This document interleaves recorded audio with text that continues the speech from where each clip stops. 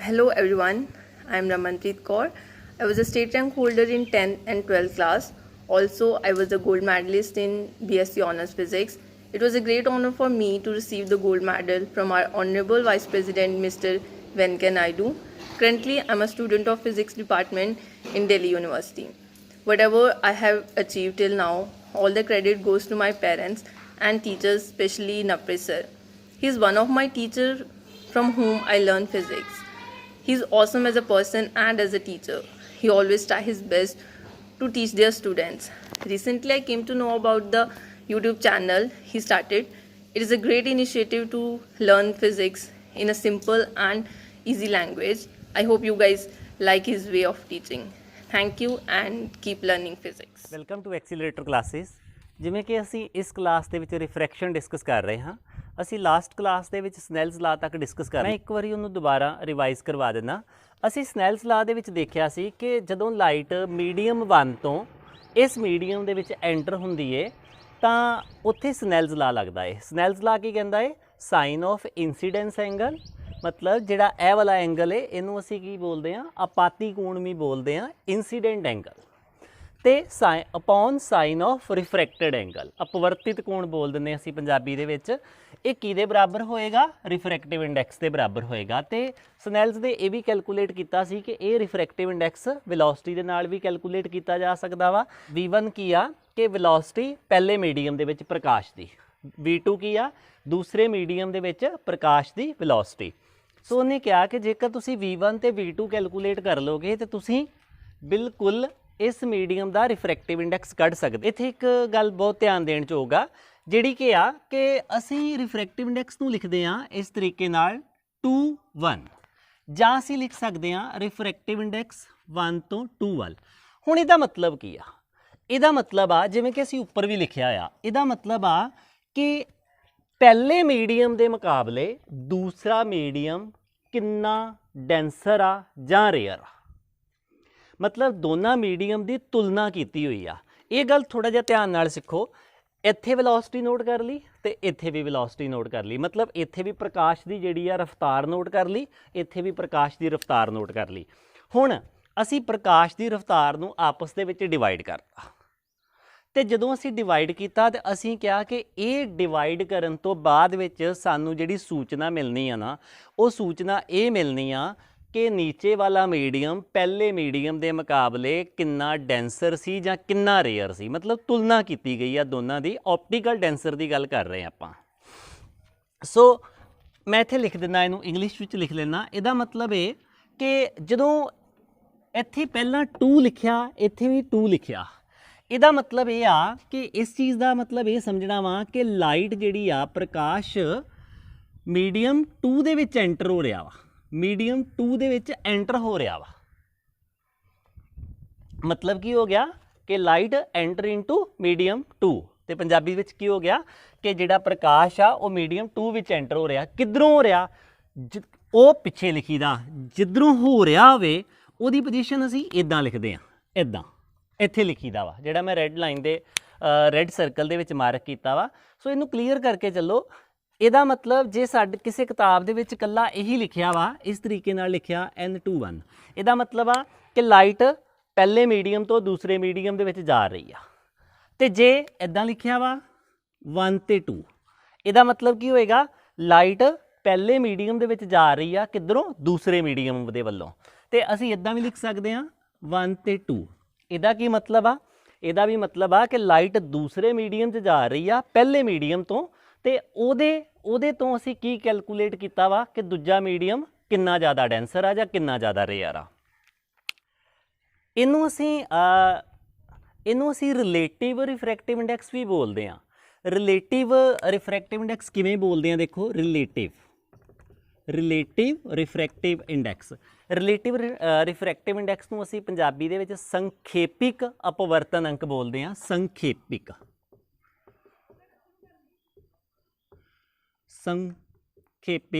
ਅਪਵਰਤਨ ਅੰਕ। ਇਸ ਸੰਖੇਪਿਕ ਅਪਵਰਤਨ ਅੰਕ ਦਾ ਮਤਲਬ ਕੀ ਆ, ਜਾਂ ਰਿਲੇਟਿਵ ਰਿਫਰੈਕਟਿਵ ਇੰਡੈਕਸ ਦਾ ਮਤਲਬ ਕੀ ਆ ਕਿ ਪਹਿਲੇ ਦੇ ਮੁਕਾਬਲੇ ਦੂਸਰਾ ਕਿੰਨਾ ਡੈਂਸਰ ਆ ਜਾਂ ਦੂਸਰਾ ਕਿੰਨਾ ਰੇਅਰ ਆ।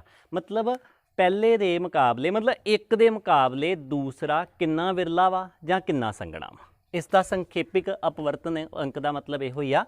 ਹੁਣ ਜੇਕਰ ਅਸੀਂ ਪਹਿਲੇ ਮੀਡੀਅਮ ਨੂੰ ਹਵਾ ਮੰਨ ਲਈਏ, ਏਅਰ ਮੰਨ ਲਈਏ, ਅਸੀਂ ਪਹਿਲਾ ਮੀਡੀਅਮ ਏਅਰ ਮੰਨ ਲਿਆ ਤੇ ਦੂਸਰਾ ਮੀਡੀਅਮ ਕੋਈ ਵੀ ਹੋ ਸਕਦਾ ਵਾ, ਚਾਹੇ ਉਹ ਗਲਾਸ ਹੋਵੇ, ਚਾਹੇ ਉਹ ਪਾਣੀ ਹੋਵੇ, ਕੁਝ ਵੀ ਅਸੀਂ ਲੈ ਸਕਦੇ ਹਾਂ।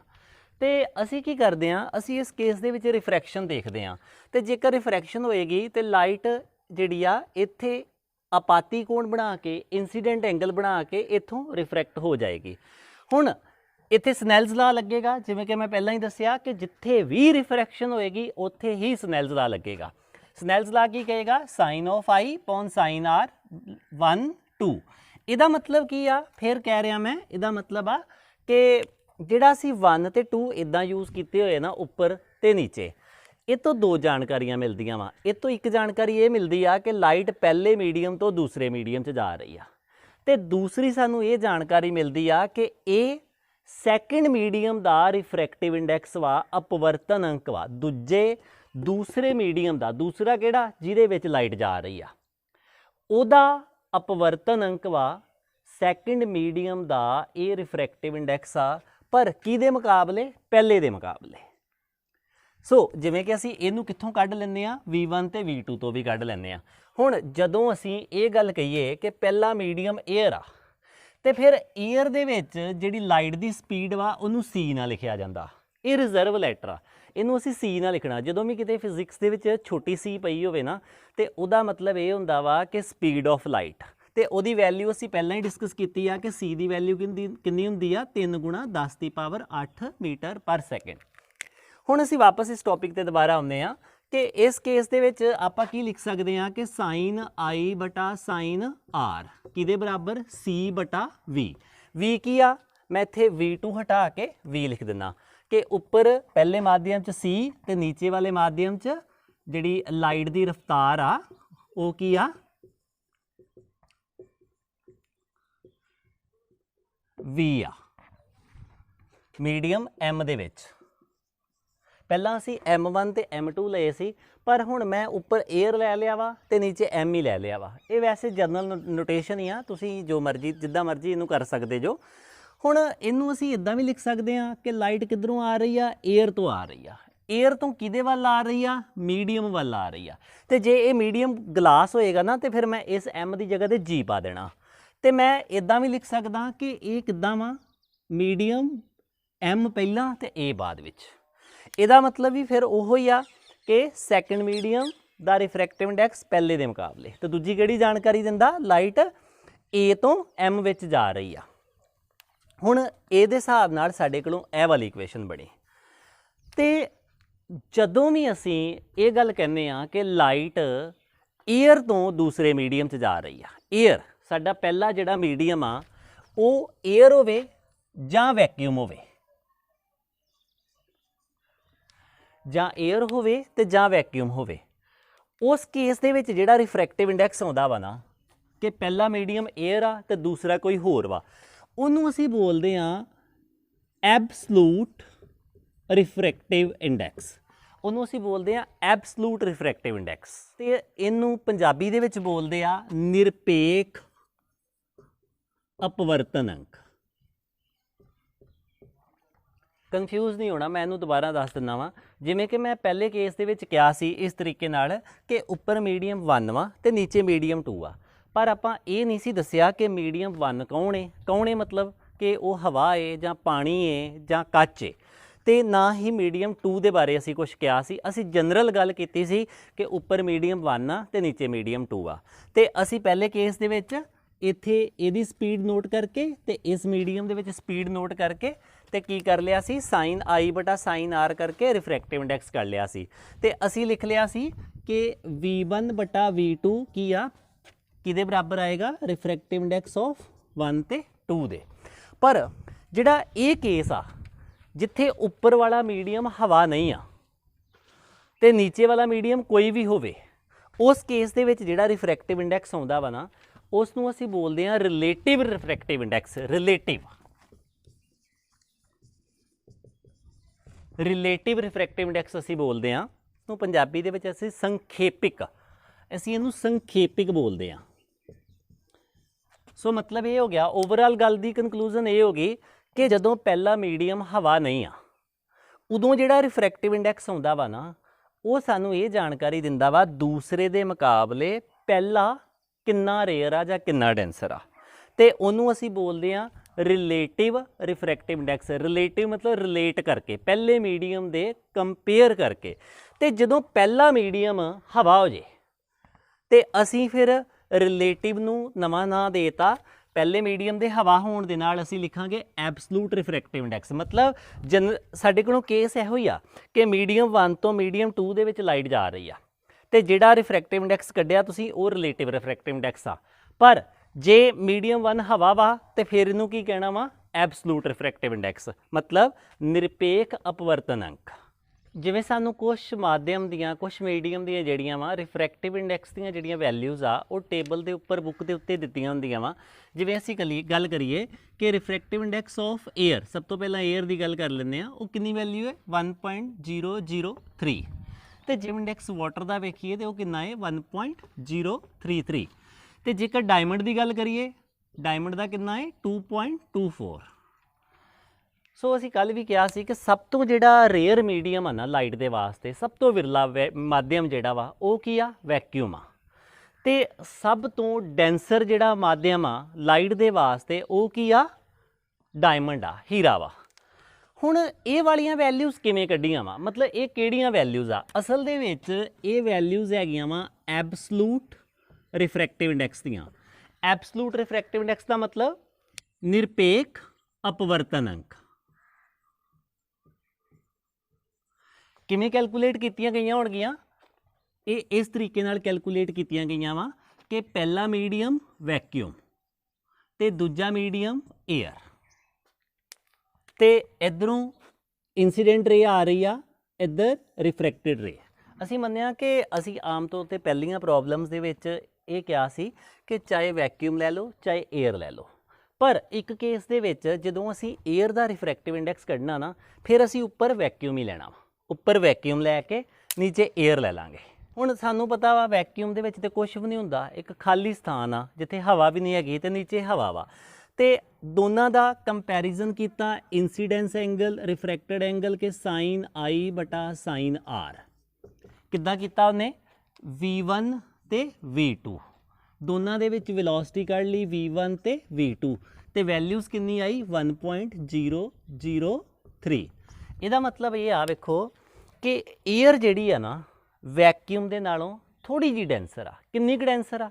ਜੇ ਤੇ ਵੈਲਿਊ ਦੀ 1 ਵੈਲਿਊਜ਼ ਕਿਵੇਂ ਆਉਣੀ ਸੀ? ਜੇ ਆਪਾਂ ਕਹਿੰਦੇ ਕਿ ਦੋਨਾਂ ਦੀ ਵੈਲਿਊ, ਇਹ ਵਾਲੀ ਵੈਲਿਊ 1 ਆਉਂਦੀ।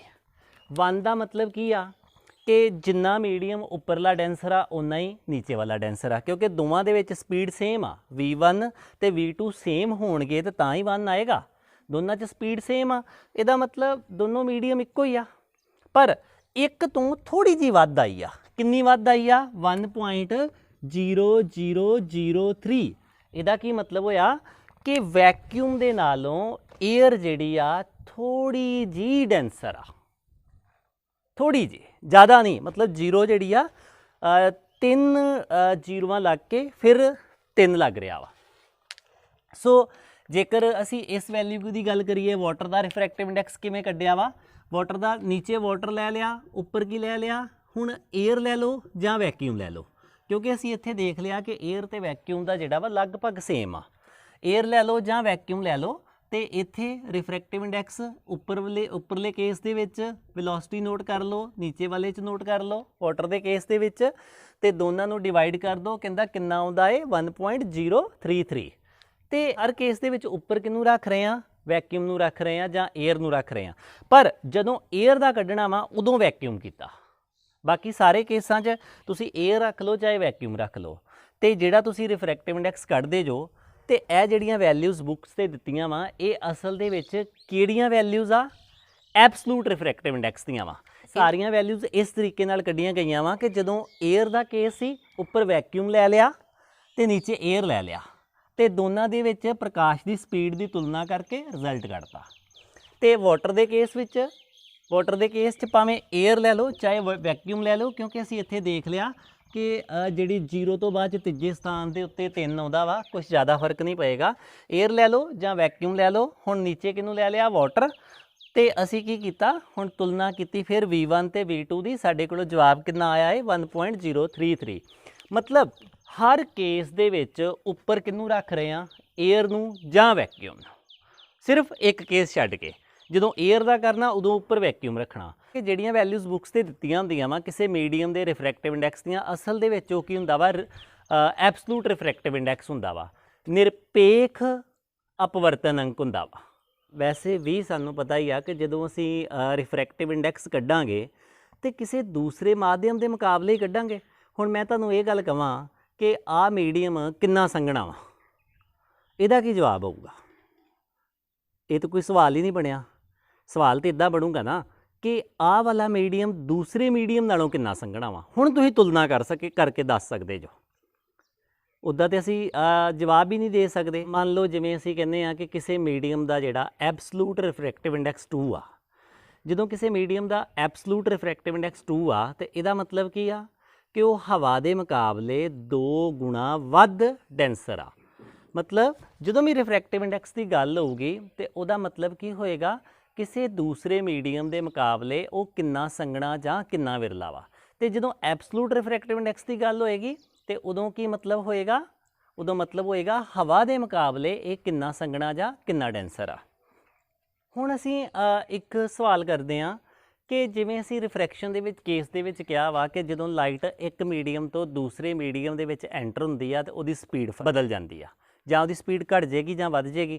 ਜਿਵੇਂ ਅਸੀਂ ਕਿਹਾ ਕਿ ਜੇ ਡੈਂਸਰ ਮੀਡੀਅਮ ਦੇ ਵਿੱਚ ਉਹ ਐਂਟਰ ਹੁੰਦੀ ਆ ਤੇ ਉਹਦੀ ਸਪੀਡ ਕੀ ਆ? ਘਟ ਜਾਂਦੀ ਆ। ਹੁਣ ਮੰਨ ਲੈਂਦਾ ਕਿ ਚਲੋ ਇਹ ਇੱਕ 2 ਸਰਫੇਸ ਦੇ ਵਿੱਚ ਬਾਉਂਡਰੀ ਆ ਤੇ ਇੱਕ ਮੀਡੀਅਮ ਇੱਧਰ ਆ। ਇੱਧਰ ਲਿਖ ਲੈਂਦੇ ਮੀਡੀਅਮ 1 ਤੇ ਇੱਧਰ ਲਿਖ ਲੈਂਦੇ ਮੀਡੀਅਮ 2। ਤੇ ਲਾਈਟ ਕੀ ਆ? ਲਾਈਟ ਇਸ ਮਾਧਿਅਮ ਦੇ ਵਿੱਚ ਆ ਰਹੀ ਆ ਤੇ ਉਹਨੇ ਇਸ ਮਾਧਿਅਮ ਦੇ ਵਿੱਚ ਜਾਣਾ ਵਾ। ਆਪਾਂ ਇਹਨੂੰ ਕੀ ਮੰਨ ਲੈਂਦੇ ਆ? ਰੇਅਰ ਮੰਨ ਲੈਂਦੇ ਆ। ਤੇ ਇਹਨੂੰ ਕੀ ਮੰਨ ਲੈਂਦੇ ਆ? ਡੈਂਸਰ ਮੰਨ ਲੈਂਦੇ ਆ। ਹੁਣ ਜੇਕਰ ਅਸੀਂ ਇਹ ਆਨਸਰ ਲੱਭਣਾ ਹੋਵੇ ਕਿ ਇੱਕ ਮਾਧਿਅਮ ਤੋਂ ਦੂਸਰੇ ਮਾਧਿਅਮ 'ਚ ਜਾਂਦੇ ਹੋਏ ਲਾਈਟ ਜਿਹੜੀ ਆ ਉਹਦੀ ਸਪੀਡ ਕਿਉਂ ਵੱਧਦੀ ਘਟਦੀ ਆ, ਤਾਂ ਇਹਦਾ ਜਵਾਬ ਸਾਨੂੰ ਵੇਵ ਆਪਟਿਕਸ ਤੋਂ ਮਿਲਣਾ। ਸਾਨੂੰ ਇਹ ਮੰਨਣਾ ਪੈਣਾ ਵਾ ਕਿ ਲਾਈਟ ਜਿਹੜੀ ਆ ਵੇਵ ਦੇ ਵਿੱਚ ਟਰੈਵਲ ਕਰਦੀ ਆ। ਤੇ ਜੇ ਮੈਂ ਇੱਥੇ ਕਹਾਂ ਕਿ ਮੰਨ ਲਓ ਇੱਕ ਵੇਵ ਆ, ਇੱਧਰ ਕੀ ਆ? ਉਹ ਮਤਲਬ ਲਾਈਟ ਅਸੀਂ +2 ਦੇ ਵਿੱਚ ਵੇਵ ਮੰਨ ਕੇ ਵੀ ਪ੍ਰੋਬਲਮ ਨੂੰ ਸੋਲਵ ਕਰਦੇ ਹਾਂ ਤੇ ਰੇ ਵੀ ਮੰਨ ਕੇ ਕਰਦੇ ਹਾਂ। ਆਮ ਤੌਰ ਤੇ ਇਹ ਗੱਲ ਕਿਹਾ ਜਾਂਦਾ ਵਾ ਕਿ ਲਾਈਟ ਜਿਹੜੀ ਆ ਨਾ, ਜਿਹੜਾ ਪ੍ਰਕਾਸ਼ ਆ, ਇਹਦਾ ਦੋਹਰਾ ਕਿਰਦਾਰ ਆ, ਡਿਊਲ ਕਰੈਕਟਰ ਵਾ। ਕਈ ਵਾਰੀ ਤਾਂ ਸਾਨੂੰ ਇਹ ਰੇ ਲੱਗਦੀ ਆ ਕਿ ਰੇ ਆਉਣ ਡਈ ਆ, ਤੇ ਪਰ ਫਿਜ਼ਿਕਸ ਦੀਆਂ ਕਈ ਪ੍ਰੋਬਲਮਸ ਇਦਾਂ ਦੀਆਂ ਵਾ ਜਿਨ੍ਹਾਂ ਦੇ ਵਿੱਚ ਅਸੀਂ ਇਹ ਮੰਨਦੇ ਆ ਕਿ ਲਾਈਟ ਵੇਵ ਦੇ ਵਿੱਚ ਟਰੈਵਲ ਕਰਦੀ ਆ। ਅਸੀਂ ਇਸ ਸਵਾਲ ਦਾ ਜਵਾਬ ਕਿ ਲਾਈਟ ਸਪੀਡ ਕਿਉਂ ਬਦਲਦੀ ਆ, ਇਹਦਾ ਉੱਤਰ ਅਸੀਂ ਵੇਵ ਆਪਟਿਕਸ ਤੋਂ ਦੇ ਸਕਦੇ ਹਾਂ, ਮਤਲਬ ਵੇਵ ਮੰਨ ਕੇ ਦੇ ਸਕਦੇ ਹਾਂ। ਮੰਨ ਲਓ ਇਧਰੋਂ ਲਾਈਟ ਆ ਰਹੀ ਆ ਰੇਅਰ ਮੀਡੀਅਮ ਦੇ ਵਿੱਚ ਇਸ ਤਰੀਕੇ ਨਾਲ। ਹੁਣ ਕੀ ਹੋ ਗਿਆ? ਅੱਗੇ ਮਿਲ ਗਿਆ ਡੈਂਸਰ ਮੀਡੀਅਮ। ਡੈਂਸਰ ਮੀਡੀਅਮ ਦੇ ਵਿੱਚ ਕੀ ਹੋਣਾ ਵਾ ਕਿ ਜਿਹੜੀ ਲਾਈਟ ਆ ਉਹ ਇਸ ਤਰੀਕੇ ਨਾਲ ਬਿਹੇਵ ਕਰਨਾ। ਹੁਣ ਪਹਿਲੇ ਮੀਡੀਅਮ ਦੇ ਵਿੱਚ ਪਹਿਲਾ ਮੀਡੀਅਮ ਰੇਅਰ ਸੀ, ਪਹਿਲਾ ਮੀਡੀਅਮ ਵਿਰਲਾ ਸੀ, ਤੇ ਜਦੋਂ ਲਾਈਟ ਆ ਰਹੀ ਸੀ ਨਾ ਤੇ ਲਾਈਟ ਦੇ ਜਿਹੜੇ ਕਣ ਵਾ ਇੰਨਾ ਉੱਪਰ ਜਾਂਦੇ ਸੀ, ਇੱਥੇ ਇੰਨਾ ਨੀਚੇ ਜਾਂਦੇ ਸੀ। ਤੇ ਅਗਲਾ ਮੀਡੀਅਮ ਕੀ ਹੋ ਗਿਆ? ਸੰਘਣਾ ਹੋ ਗਿਆ। ਜੇ ਅਗਲਾ ਮੀਡੀਅਮ ਸੰਘਣਾ ਹੋਏਗਾ ਤੇ ਮੰਨ ਲਓ ਜਿਵੇਂ ਮੈਂ ਕਹਾਂ ਕਿ ਇਹ ਵਾਲੀ ਲੈਂਥ 3 ਵਾ ਤੇ ਇਹ ਵਾਲੀ ਲੈਂਥ ਵੀ ਇਹ ਥੋੜਾ ਜਿਹਾ ਵੱਡੀ ਬਣੇਗੀ, ਸੇਮ ਬਣੇਗੀ ਜਿੰਨਾ ਉੱਪਰ ਆ, ਤੇ ਇਹ ਵਾਲੀ ਲੈਂਥ ਵੀ ਕਿੰਨੀ ਆ? ਇਹ ਲੈਂਥ ਵੀ 3 ਵਾ। ਹੁਣ ਅੱਗੇ ਕੀ ਆ? ਸੰਘਣਾ ਮੀਡੀਅਮ ਆ। ਸੰਘਣਾ ਮੀਡੀਅਮ ਇਸ ਵੇਵ ਨੂੰ ਰਿਡਿਊਸ ਕਰੇਗਾ। ਇਹਦਾ ਜਿਹੜੀ ਆਹ ਲੈਂਥ ਆ, ਇਹਨੂੰ ਵੈਸੇ ਅਸੀਂ ਐਂਪਲੀਟਿਊਡ ਬੋਲਦੇ ਆ, ਇਹਨੂੰ ਘਟਾ ਦੇਗਾ। ਇੱਥੇ ਕੀ ਆ? ਇਹ 2 ਕਰਤਾ, ਇੱਥੇ ਵੀ ਕੀ ਕਰਤਾ? 2 ਕਰਤਾ, ਇੱਥੇ ਵੀ ਕੀ ਕਰਤਾ? 2 ਕਿਉਂ ਕਰਤਾ? ਕਿਉਂਕਿ ਇਹ ਮੀਡੀਅਮ ਵਿਰਲਾ ਸੀ ਤੇ ਜਦੋਂ ਲਾਈਟ ਦੇ ਪਾਰਟੀਕਲ ਆ ਰਹੇ ਸੀ ਉਹ ਉੱਚੀ ਉੱਚੀ ਜੰਪ ਕਰਦੇ ਗਏ ਸੀ, ਤੇ ਇੱਥੇ ਕੀ ਆ? ਇੱਥੇ ਭੀੜ ਜ਼ਿਆਦਾ ਵਾ, ਸੰਘਣਾ ਜ਼ਿਆਦਾ ਵਾ। ਤੇ ਜੇ ਸੰਘਣਾ ਜ਼ਿਆਦਾ ਹੋਊਗਾ ਤੇ ਇਸ ਮੀਡੀਅਮ ਨੇ ਇਹਨੂੰ ਇੰਨਾ ਉੱਪਰ ਨਹੀਂ ਉੱਠਣ ਦੇਣਾ। ਹੁਣ ਅਸੀਂ ਇਸ ਕੇਸ ਦੇ ਵਿੱਚ ਦੇਖਦੇ ਹਾਂ, ਇੱਕ ਤੇ ਐਂਪਲੀਟਿਊਡ ਘਟ ਜਾਏਗਾ। ਐਂਪਲੀਟਿਊਡ ਕੀ ਆ? ਵੇਵ ਦੀ ਆਹ ਵਾਲੀ ਹਾਈਟ। 9ਵੀਂ ਕਲਾਸ ਦੇ ਵਿੱਚ ਅਸੀਂ ਇਹ ਚੀਜ਼ ਪੜ੍ਹਦੇ ਹਾਂ ਫਿਜ਼ਿਕਸ ਦੇ ਵਿੱਚ, ਐਂਪਲੀਟਿਊਡ। ਇੱਕ ਤੇ ਐਂਪਲੀਟਿਊਡ ਘਟ ਜਾਏਗਾ, ਦੂਜਾ ਕੀ ਘਟ ਜਾਏਗਾ? ਵੇਵਲੈਂਥ ਘਟ ਜਾਏਗੀ। ਵੇਵਲੈਂਥ ਕੀ ਆ ਇਸ ਕੇਸ ਦੇ ਵਿੱਚ? ਪਹਿਲੇ ਕੇਸ ਦੇ ਵਿੱਚ ਮੰਨ ਲਓ ਕਿ ਇਹ ਵਾਲੀ ਵੇਵਲੈਂਥ ਲੈਮਡਾ ਦੇ ਨਾਲ ਰਿਪਰੈਜ਼ੈਂਟ ਕਰਦੇ ਆ। ਇਹ ਵੇਵਲੈਂਥ ਕਿੰਨੀ ਆ? ਮੰਨ ਲਓ 10 ਵਾ। ਯੂਨਿਟ ਆਪਾਂ ਬਾਅਦ ਚ ਲਿਖ ਲਾਂਗੇ ਕਿ 10 ਨੈਨੋਮੀਟਰ ਆ ਜਾਂ ਮੀਟਰ ਵਾ, ਸੈਂਟੀਮੀਟਰ ਆ, ਉਹ ਕੋਈ ਮਤਲਬ ਨਹੀਂ ਇੱਥੇ। ਤੇ ਇਸ ਕੇਸ ਦੇ ਵਿੱਚ ਵੇਵਲੈਂਥ ਕਿੰਨੀ ਰਹਿ ਗਈ? ਇੱਥੋਂ ਲੈ ਲੈਂਦੇ ਆ। ਇਸ ਕੇਸ ਦੇ ਵਿੱਚ ਵੇਵਲੈਂਥ 20 ਘਟ ਜਾਏਗੀ। ਮੇਰੇ ਕਹਿਣ ਦਾ ਮਤਲਬ ਆ ਕਿ ਜਦੋਂ ਲਾਈਟ ਰੇਅਰ ਮੀਡੀਅਮ ਤੋਂ ਡੈਂਸਰ ਮੀਡੀਅਮ 'ਚ ਜਾਂਦੀ ਆ ਨਾ, ਇੱਕ ਤੇ ਉਹਦੀ ਉਚਾਈ ਘਟ ਜਾਂਦੀ ਆ। ਉਚਾਈ ਮਤਲਬ ਇਹਨੂੰ ਐਂਪਲੀਟਿਊਡ, ਮਤਲਬ ਐਂਪਲੀਟਿਊਡ ਘਟ ਜਾਂਦਾ ਵਾ। ਤੇ ਦੂਜਾ ਉਹਦੀ ਵੇਵਲੈਂਥ ਘਟ ਜਾਂਦੀ ਆ। ਆਹ ਵਾਲੀ ਵੇਵਲੈਂਥ ਇੱਥੇ ਛੋਟੀ ਰਹਿ ਗਈ। ਅਸੀਂ 9ਵੀਂ ਕਲਾਸ 'ਚ ਪੜ੍ਹਿਆ ਵਾ ਕਿ ਵੇਵਲੈਂਥ ਕੀ ਆ? ਇੱਕ ਕੰਪਲੀਟ ਸਾਈਕਲ ਦੀ ਦੂਰੀ। 9ਵੀਂ ਕਲਾਸ 'ਚ ਸਿੱਖਿਆ ਸੀ। ਹੁਣ 9ਵੀਂ ਕਲਾਸ ਦੇ ਵਿੱਚ ਹੀ ਅਸੀਂ ਇੱਕ ਚੀਜ਼ ਪੜ੍ਹੀ ਹੋਈ ਆ ਕਿ ਜਿਹੜੀ ਇੱਕ ਵੇਵ ਆ ਉਹਦੇ ਕੋਲੋਂ 3 ਚੀਜ਼ਾਂ ਹੁੰਦੀਆਂ। ਇੱਕ ਹੁੰਦੀ ਆ ਵੈਲੋਸਿਟੀ, ਇੱਕ ਹੁੰਦੀ ਆ ਉਸ ਵੇਵ ਦੀ ਫ੍ਰੀਕੁਐਂਸੀ, ਤੇ ਇੱਕ ਹੁੰਦਾ ਏ ਉਹਦੀ ਵੇਵਲੈਂਥ। ਵੈਲੋਸਿਟੀ ਕੀ ਆ? ਵੈਲੋਸਿਟੀ ਦਾ ਮਤਲਬ ਕਿ ਇਹ ਵਾਲੀ ਵੇਵ 1 ਮੀਟਰ 'ਚ ਕਿੰਨਾ ਤੁਰਦੀ ਆ, ਕਿੰਨਾ ਡਿਸਟੈਂਸ ਟਰੈਵਲ ਕਰ ਜਾਂਦੀ ਆ। ਫ੍ਰੀਕੁਐਂਸੀ ਕੀ ਹੁੰਦੀ ਆ? ਇਹ ਵੇਵ ਦੀ ਫ੍ਰੀਕੁਐਂਸੀ 2 ਆ। ਇਹਦਾ ਮਤਲਬ ਉਹਨੇ 1 ਸੈਕਿੰਡ 'ਚ ਇੱਥੋਂ 1 ਸਾਈਕਲ ਹੋ ਗਿਆ, 2 ਸਾਈਕਲ ਪੂਰੇ ਕਰ ਲੈਣੇ। ਫ੍ਰੀਕੁਐਂਸੀ ਹੁੰਦੀ ਆ ਕਿ 1 ਸੈਕਿੰਡ ਦੇ ਵਿੱਚ ਕਿੰਨੇ ਸਾਈਕਲ ਪੂਰੇ ਕਰਨੇ ਆ। ਤਾਂ ਸਾਈਕਲ ਕਿਹਨੂੰ ਕਹਿੰਦੇ ਆ? ਸਾਈਕਲ ਕਹਿੰਦੇ ਆ ਇਹਨੂੰ। ਇੱਥੋਂ ਸ਼ੁਰੂ ਹੋ ਕੇ ਇੱਕ ਉੱਪਰਲਾ ਭਾਗ ਤੇ ਇੱਕ ਨੀਚੇ ਵਾਲਾ ਭਾਗ, ਇਹਨੂੰ ਸਾਈਕਲ ਬੋਲਦੇ ਆ। ਸੋ ਇਹ 3 ਚੀਜ਼ਾਂ ਵੇਵ ਦੇ ਨਾਲ ਐਸੋਸੀਏਟਡ ਆ। ਤੇ ਇਹਨਾਂ ਦਾ ਆਪਸ ਦੇ ਵਿੱਚ ਰਿਲੇਸ਼ਨ ਕੀ ਆ? ਇਹਨਾਂ ਦਾ ਆਪਸ 'ਚ ਰਿਲੇਸ਼ਨ ਆ ਕਿ velocity is equal to frequency into lambda. ਇਸ ਕੇਸ ਦੇ ਵਿੱਚ ਵਾਪਸ ਆਪਣੀ ਪ੍ਰੋਬਲਮ ਦੇ ਵਿੱਚ ਆਈਏ। ਅਸੀਂ ਕਿਹਾ ਵਾ ਕਿ ਲੈਮਡਾ ਜਦੋਂ ਡੈਂਸਰ ਮੀਡੀਅਮ 'ਚ ਜਾਂਦੀ ਆ ਲਾਈਟ, ਤੇ ਲਾਈਟ ਦਾ ਜਿਹੜਾ ਲੈਮਡਾ ਵਾ ਨਾ ਉਹ ਘਟ ਜਾਂਦਾ ਵਾ। ਤੇ ਜੇ ਲੈਮਡਾ ਘਟ ਜੂਗਾ ਤੇ ਫਿਰ ਇਹ ਵੀ ਘਟ ਜਾਏਗਾ, ਕਿਉਂਕਿ ਲਾਈਟ ਕਿਸੇ ਇੱਕ ਮੀਡੀਅਮ ਤੋਂ ਜਦੋਂ ਵੀ ਦੂਸਰੇ ਮੀਡੀਅਮ 'ਚ ਜਾਂਦੀ ਨਾ, ਇੱਕ ਗੱਲ ਯਾਦ ਰੱਖੋ ਕਿ ਉਹਦੀ ਫ੍ਰੀਕੁਐਂਸੀ ਕਦੀ ਚੇਂਜ ਨਹੀਂ ਹੁੰਦੀ। ਮਤਲਬ ਫ੍ਰੀਕੁਐਂਸੀ ਇਹੋ ਜਿਹੀ ਚੀਜ਼ ਆ, ਫ੍ਰੀਕੁਐਂਸੀ ਇਹੋ ਜਿਹੀ ਚੀਜ਼ ਆ ਕਿ ਉਹ ਕਦੀ ਵੀ ਚੇਂਜ ਨਹੀਂ ਹੋਣੀ। ਤੇ ਜੇਕਰ ਲੈਮਡਾ ਘਟ ਗਿਆ ਤੇ ਵੈਲੋਸਿਟੀ ਨੇ ਤੇ ਆਪਣੇ ਆਪ ਹੀ ਘਟ ਜਾਣਾ। ਇਸ ਕਰਕੇ ਅਸੀਂ ਕਹਿੰਦੇ ਆ ਕਿ ਜਦੋਂ ਲਾਈਟ ਡੈਂਸਰ ਮੀਡੀਅਮ 'ਚ ਜਾਂਦੀ ਆ ਤਾਂ ਉਹਦੀ ਸਪੀਡ ਕੀ ਆ? ਘਟ ਜਾਂਦੀ ਆ। ਤੇ ਜਾਂ ਅਸੀਂ ਉਲਟਾ ਕਹਿ ਸਕਦੇ ਆ ਕਿ ਜਦੋਂ ਲਾਈਟ ਡੈਂਸਰ ਤੋਂ ਰੇਅਰ 'ਚ ਜਾਂਦੀ ਆ ਤੇ ਉਹਦੀ ਸਪੀਡ ਵੱਧ ਜਾਂਦੀ ਆ। ਜਿਵੇਂ ਅਸੀਂ ਕਹੀਏ ਕਿ ਮੰਨ ਲਓ ਰੇ ਇੱਧਰੋਂ ਆ ਰਹੀ ਆ, ਡੈਂਸਰ ਤੋਂ ਰੇਅਰ ਵੱਲ ਜਾ ਰਹੀ ਆ। ਜਦੋਂ ਮੀਡੀਅਮ ਡੈਂਸਰ ਆ, ਸੰਘਣਾ ਵਾ, ਤੇ ਸੰਘਣਾ ਮਾਧਿਅਮ ਇਸ ਵੇਵ ਨੂੰ ਜ਼ਿਆਦਾ ਉੱਪਰ ਨਹੀਂ ਉੱਠਣ ਦਿੰਦਾ। ਤੇ ਇੱਥੇ ਹੁਣ ਵਿਰਲਾ ਹੋ ਗਿਆ, ਹੁਣ ਜ਼ਿਆਦਾ ਉੱਚਾ ਉੱਪਰ ਉੱਠੇਗਾ। ਤੇ ਚੇਂਜ ਕੀ ਆਈ ਕਿ ਇੱਥੇ ਵੇਵਲੈਂਥ ਘੱਟ ਸੀ, ਇੱਥੇ ਵੇਵਲੈਂਥ ਜ਼ਿਆਦਾ ਵਾ। ਤੇ ਜੇ ਵੇਵਲੈਂਥ ਦੇ ਵਿੱਚ ਫਰਕ ਪੈ ਗਿਆ ਤੇ ਵੈਲੋਸਿਟੀ 'ਚ ਆਪਣੇ ਆਪ ਹੀ ਪੈ ਜਾਣਾ। ਆਸ ਕਰਦਾ ਕਿ ਤੁਹਾਨੂੰ ਇਹ ਗੱਲ ਪਤਾ ਲੱਗ ਗਈ ਹੋਏਗੀ ਕਿ ਲਾਈਟ ਦੀ ਸਪੀਡ ਕਿਉਂ ਵੱਧ ਘੱਟ ਜਾਂਦੀ ਆ। ਮੈਂ ਫਿਰ ਇਹਨੂੰ ਦੱਸ ਦਿੰਦਾ ਵਾਂ ਕਿ ਲਾਈਟ ਦਾ ਜਿਹੜਾ ਅਸੀਂ ਐਕਸਪਲੇਨ ਕੀਤਾ ਵਾ ਨਾ ਕਿ ਸਪੀਡ ਵੱਧ ਜਾਂਦੀ ਹੈ ਜਾਂ ਘਟ ਜਾਂਦੀ ਹੈ, ਇਹ ਵੇਵ ਆਪਟਿਕਸ ਤੋਂ ਕੀਤਾ ਵਾ। ਮਤਲਬ ਲਾਈਟ ਨੂੰ ਵੇਵ ਮੰਨ ਕੇ ਕੀਤਾ ਵਾ। ਮੈਂ ਕੱਲ ਵੀ ਕਿਹਾ ਸੀ ਕਿ ਅਸੀਂ ਕਿਹਾ ਸੀ ਨਾ ਕਿ ਲਾਈਟ ਇੱਕ ਮਾਧਿਅਮ ਤੋਂ ਦੂਜੇ ਮਾਧਿਅਮ 'ਚ ਜਾਂਦੀ ਆ ਤੇ ਜਾਂ ਤੇ ਉਹ ਨਾਰਮਲ ਦੇ ਵੱਲ ਮੁੜ ਜਾਂਦੀ ਆ ਤੇ ਜਾਂ ਨਾਰਮਲ ਤੋਂ ਦੂਰ ਹੋ ਜਾਂਦੀ ਆ। ਇਹਦਾ ਜਵਾਬ ਵੀ ਅਸੀਂ ਵੇਵ ਆਪਟਿਕਸ 'ਚ ਹੀ ਪੜਾਂਗੇ। ਅਜੇ ਅਸੀਂ ਰੇ ਆਪਟਿਕਸ ਪੜ੍ਹ ਰਹੇ ਹਾਂ, ਜਿਹਦੇ ਵਿੱਚ ਅਸੀਂ ਲਾਈਟ ਨੂੰ ਰੇ ਮੰਨ ਕੇ ਕਰਦੇ ਹਾਂ। ਇਹ ਵਾਲਾ ਜਿਹੜਾ ਟੌਪਿਕ ਕੀਤਾ ਵਾ, ਇੱਕ ਸਿਰਫ ਮੈਂ ਡਾਊਟ ਕਲੀਅਰ ਕਰਨ ਲਈ ਕੀਤਾ ਵਾ ਕਿ ਬੱਚਾ ਇਹ ਗੱਲ ਜ਼ਰੂਰ ਸੋਚੇਗਾ ਕਿ ਸਪੀਡ ਕਿੱਦਾਂ ਵੱਧ ਗਈ ਤੇ ਕਿੱਦਾਂ ਘਟ ਗਈ। ਵੈਸੇ ਵੀ ਮੈਂ ਆਪਣੇ ਕਲਾਸਰੂਮ ਸਟੂਡੈਂਟਸ ਨੂੰ ਹਮੇਸ਼ਾ ਹੀ ਇਹ ਤਰਜੀਹ ਦਿੰਦਾ ਵਾਂ ਕਿ ਤੁਸੀਂ ਇਸ ਗੱਲ ਮਤਲਬ ਫਿਜ਼ਿਕਸ ਨੂੰ ਤਰਕ ਦੇ ਆਧਾਰ 'ਤੇ ਰੱਖੋ ਕਿ ਇਹ ਕਿਉਂ ਹੋ ਗਿਆ ਵਾ, ਇਹ ਕਿੱਦਾਂ ਹੋ ਗਿਆ ਵਾ। ਮਤਲਬ 2 ਚੀਜ਼ਾਂ ਹਮੇਸ਼ਾ ਹੀ ਆਪਣੇ ਦਿਮਾਗ 'ਚ ਰੱਖੋ, ਹਾਊ ਐਂਡ ਵਾਈ, ਕਿਉਂ ਤੇ ਕਿਵੇਂ ਹੋ ਗਿਆ ਇਹ। ਬਸ ਫਿਜ਼ਿਕਸ ਇਸੇ ਗੱਲ ਦਾ ਹੀ ਜਵਾਬ ਦਿੰਦੀ ਆ, ਕਿਉਂ ਤੇ ਕਿਵੇਂ ਦਾ। ਇਹ ਵੇਵ ਆਪਟਿਕਸ ਨਾਲ ਰਿਲੇਟਡ ਸੀ, ਮੈਂ ਤਾਂ ਕਰਕੇ ਫਿਰ ਵੀ ਕਰਵਾ ਦਿੱਤਾ ਕਿ 9ਵੀਂ ਕਲਾਸ ਦੇ ਵਿੱਚ ਵੇਵ ਨੂੰ ਆਪਾਂ ਥੋੜ੍ਹਾ ਬਹੁਤ ਪੜ੍ਹਿਆ ਹੁੰਦਾ ਵਾ ਤੇ ਇਹ ਆਸਾਨੀ ਨਾਲ ਸਮਝ ਲੱਗ ਜਾਏਗਾ। ਹੁਣ ਅਸੀਂ ਕਰਦੇ ਹਾਂ ਪ੍ਰਿੰਸੀਪਲ ਆਫ ਰਿਵਰਸੀਬਿਲਿਟੀ। ਪ੍ਰਿੰਸੀਪਲ ਆਫ ਰਿਵਰਸੀਬਿਲਿਟੀ ਕਿਹਦੇ ਨਾਲ ਜੁੜਿਆ ਹੋਇਆ ਵਾ? ਲਾਈਟ ਦੇ ਰਸਤੇ ਨਾਲ, ਮਤਲਬ ਉਲਟਤਾ ਦਾ ਸਿਧਾਂਤ, ਉਲਟ ਹੋਣ ਦਾ ਸਿਧਾਂਤ। ਇਹਨੂੰ ਆਪਾਂ ਇਹ ਰਿਫਲੈਕਸ਼ਨ ਤੇ ਰਿਫਰੈਕਸ਼ਨ ਦੋਵਾਂ 'ਚ ਲਾਗੂ ਹੁੰਦਾ ਵਾ। ਮਤਲਬ ਪਰਾਵਰਤਨ ਤੇ ਅਪਵਰਤਨ। ਪ੍ਰਕਾਸ਼ ਦਾ ਜਿਹੜਾ ਪਰਾਵਰਤਨ ਆ ਤੇ ਪ੍ਰਕਾਸ਼ ਦਾ ਜਿਹੜਾ ਅਪਵਰਤਨ ਆ, ਮਤਲਬ ਲਾਈਟ ਦਾ ਰਿਫਰੈਕਸ਼ਨ ਤੇ ਲਾਈਟ ਦਾ ਰਿਫਲੈਕਸ਼ਨ, ਇਹ ਦੋਵਾਂ 'ਚ ਹੀ ਲਾਗੂ ਹੁੰਦਾ ਵਾ। ਜਿਵੇਂ ਆਪਾਂ ਮੈਂ ਪਹਿਲਾਂ ਰਿਫਲੈਕਸ਼ਨ ਦੀ ਗੱਲ ਕਰ ਲੈਣਾ, ਪਹਿਲਾਂ ਇਹਨੂੰ ਜਨਰਲ ਸਮਝਾਉਣਾ ਤੁਹਾਨੂੰ ਕਿ ਰਿਫਲੈਕਸ਼ਨ ਦੇ ਵਿੱਚ ਇਹ ਜਿਹੜਾ ਨਿਯਮ ਆ ਇਹ ਸਾਨੂੰ ਕੀ ਜਾਣਕਾਰੀ ਦਿੰਦਾ ਵਾ। ਮੰਨ ਲਓ ਕਿ ਇੱਥੋਂ ਕੋਈ ਲਾਈਟ ਪਈ ਤੇ ਅੱਗੇ ਕੀ ਸੀ, ਇਹ ਜਾ ਕੇ ਕਿਸੇ ਮਿਰਰ ਤੇ ਪਈ, ਇਸ ਤਰੀਕੇ ਨਾਲ ਮਿਰਰ ਤੇ ਪਈ ਤੇ ਇਹ ਇਸ ਮਿਰਰ ਤੋਂ ਰਿਫਲੈਕਟ ਹੋ ਕੇ ਮੰਨ ਲਓ ਇੱਧਰ ਆ ਗਈ।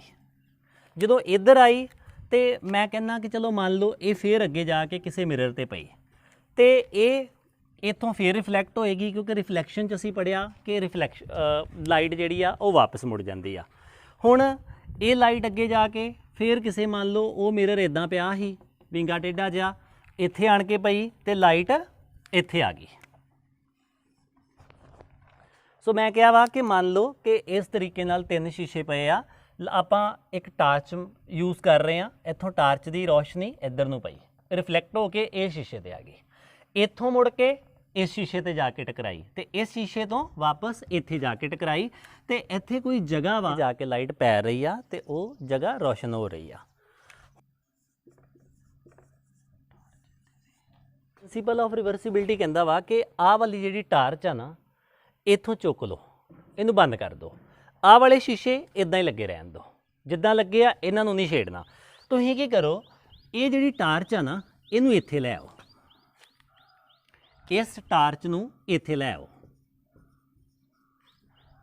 ਤੇ ਲਾਈਟ ਤੁਸੀਂ ਕੀ ਨੋਟ ਕਰੋਗੇ ਕਿ ਲਾਈਟ ਉਸੇ ਹੀ ਰਸਤੇ ਦੇ ਵਿੱਚ ਵਾਪਸ ਜਾਏਗੀ, ਉਸੇ ਬਿਲਕੁਲ ਉਸੇ ਰਸਤੇ 'ਚ ਵਾਪਸ ਜਾਏਗੀ।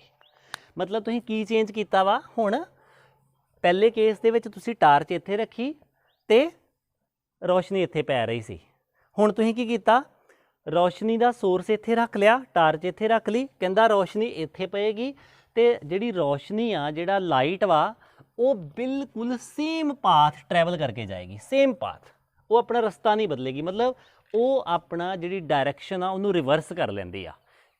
ਸ਼ਰਤ ਕੀ ਆ ਕਿ ਸਿਰਫ ਸੋਰਸ ਬਦਲਣਾ ਵਾ, ਕਿਹਦੇ ਨਾਲ, ਸੋਰਸ ਤੇ ਜਿਸ ਜਗ੍ਹਾ ਤੇ ਲਾਈਟ ਪੈਣੀ ਆ ਉਹ ਚੇਂਜ ਕਰ ਦਿਓ, ਬਾਕੀ ਕੁਛ ਨਹੀਂ ਚੇਂਜ ਕਰਨਾ। ਇਹਨੂੰ ਅਸੀਂ ਕਹਿੰਦੇ ਆ ਪ੍ਰਿੰਸੀਪਲ ਆਫ ਰਿਵਰਸੀਬਿਲਟੀ। ਹੁਣ ਇਹਨੂੰ ਰਿਫਰੈਕਸ਼ਨ 'ਚ ਸਮਝਦੇ ਆ। ਰਿਫਰੈਕਸ਼ਨ 'ਚ ਮੰਨ ਲਓ ਇੱਥੇ ਕੀ ਆ, ਮੀਡੀਅਮ 1 ਆ ਤੇ ਆਪਾਂ ਕੀ ਕੀਤਾ, ਇੱਥੇ ਇੱਕ ਨਾਰਮਲ ਡਰਾ ਕਰ ਲਿਆ ਤੇ ਅਸੀਂ ਕਿਹਾ ਕਿ ਇੱਥੇ ਇੱਕ ਅਸੀਂ ਟਾਰਚ ਯੂਜ਼ ਕੀਤੀ ਇੱਥੇ ਤੇ ਉਹਦੇ ਤੋਂ ਰੋਸ਼ਨੀ ਦੀ ਕਿਰਨ ਆਈ, ਪ੍ਰਕਾਸ਼ ਦੀ ਕਿਰਨ ਆਈ ਤੇ ਪ੍ਰਕਾਸ਼ ਦੀ ਕਿਰਨ ਨੇ ਨਾਰਮਲ ਦੇ ਨਾਲ ਆਪਾਤੀ ਕੋਣ ਬਣਾਇਆ, ਇਨਸੀਡੈਂਟ ਐਂਗਲ ਬਣਾਇਆ ਤੇ ਇੱਥੇ ਰਿਫਰੈਕਟਡ ਐਂਗਲ ਬਣਿਆ। ਰਿਫਰੈਕਟਡ ਐਂਗਲ ਜਿਹੜਾ ਵਾ ਉਹ ਵੱਡਾ ਬਣਨਾ ਜਾਂ ਛੋਟਾ ਬਣਨਾ ਉਹ ਤੇ ਇਸ ਚੀਜ਼ ਤੇ ਡਿਪੈਂਡ ਕਰਦਾ ਕਿ ਅਗਲਾ ਮੀਡੀਅਮ ਰੇਅਰ ਆ, ਸੰਘਣਾ ਵਾ ਜਾਂ ਵਿਰਲਾ ਵਾ, ਡੈਂਸਰ ਆ। ਸੋ ਅਸੀਂ ਜਨਰਲ ਗੱਲ ਕਰਨ ਡਏ ਆ ਕਿ ਇੱਥੋਂ ਟਾਰਚ ਯੂਜ਼ ਕੀਤੀ ਆ, ਉਹਨੇ ਲਾਈਟ ਇੱਥੇ ਪਾਈ ਤੇ ਅਗਲੇ ਮੀਡੀਅਮ ਦੇ ਵਿੱਚ ਰੋਸ਼ਨੀ ਆ ਗਈ ਤੇ ਅਸੀਂ ਵੇਖਿਆ ਕਿ ਇੱਥੇ ਆਹ ਵਾਲੀ ਜਗ੍ਹਾ ਤੇ ਰੋਸ਼ਨੀ ਪੈ ਰਹੀ ਆ। ਹੁਣ ਕਹਿੰਦਾ ਦੂਜੀ ਵਾਰੀ ਕੀ ਕਰੋ, ਤੁਸੀਂ ਇਸ ਟਾਰਚ ਨੂੰ ਚੁੱਕ ਕੇ ਇੱਥੇ ਰੱਖ ਦਿਓ। ਮੈਂ ਇਸ ਟਾਰਚ ਨੂੰ ਚੁੱਕ ਕੇ ਇੱਥੇ ਰੱਖ ਦਿੰਦਾ ਤੇ ਇਹ ਟਾਰਚ ਕਿੱਦਾਂ ਜਾਏਗੀ, ਇਦਾਂ ਆਪਣੀ ਰੋਸ਼ਨੀ ਘੱਲੇਗੀ ਤੇ ਇਦਾਂ ਬਾਹਰ ਨਿਕਲੇਗੀ ਤੇ ਜਿਹੜਾ ਇੱਥੇ ਸੋਰਸ ਸੀ, ਇੱਥੇ ਪਹਿਲਾਂ ਟਾਰਚ ਸੀ, ਬਾਅਦ ਵਿੱਚ ਟਾਰਚ ਇੱਥੇ ਆ ਗਈ ਤੇ ਬਿਲਕੁਲ ਉੱਥੇ ਜਾ ਕੇ ਪਏਗੀ ਜਿੱਥੇ ਪਹਿਲਾਂ ਟਾਰਚ ਸੀ। ਇਹ ਆ ਪ੍ਰਿੰਸੀਪਲ ਆਫ ਰਿਵਰਸੀਬਿਲਟੀ। ਮਤਲਬ ਡਾਇਰੈਕਸ਼ਨ ਆਪੋਜ਼ਿਟ ਹੋ ਜਾਂਦੀ ਆ ਜੇਕਰ ਤੁਸੀਂ ਸੋਰਸ ਤੇ ਟਾਰਗੇਟ ਨੂੰ ਇੰਟਰਚੇਂਜ ਕਰ ਦਿੰਦੇ ਜੋ, ਬਾਕੀ ਸਿਸਟਮ ਨੂੰ ਬਿਲਕੁਲ ਨਹੀਂ ਹਿਲਾਉਣਾ, ਬਾਕੀ ਸਿਸਟਮ ਜਿਹੜਾ ਪਹਿਲੀ ਵਾਰੀ ਲਿਆ ਉਹੋ ਹੀ ਲੈਣਾ। ਹੁਣ ਅਸੀਂ ਪ੍ਰਿੰਸੀਪਲ ਆਫ ਰਿਵਰਸੀਬਿਲਟੀ ਦਾ ਇੱਕ ਥੋੜਾ ਜਿਹਾ ਮੈਥਮੈਟੀਕਲ ਵਰਕ ਦੇਖ ਲੈਂਦੇ ਆ।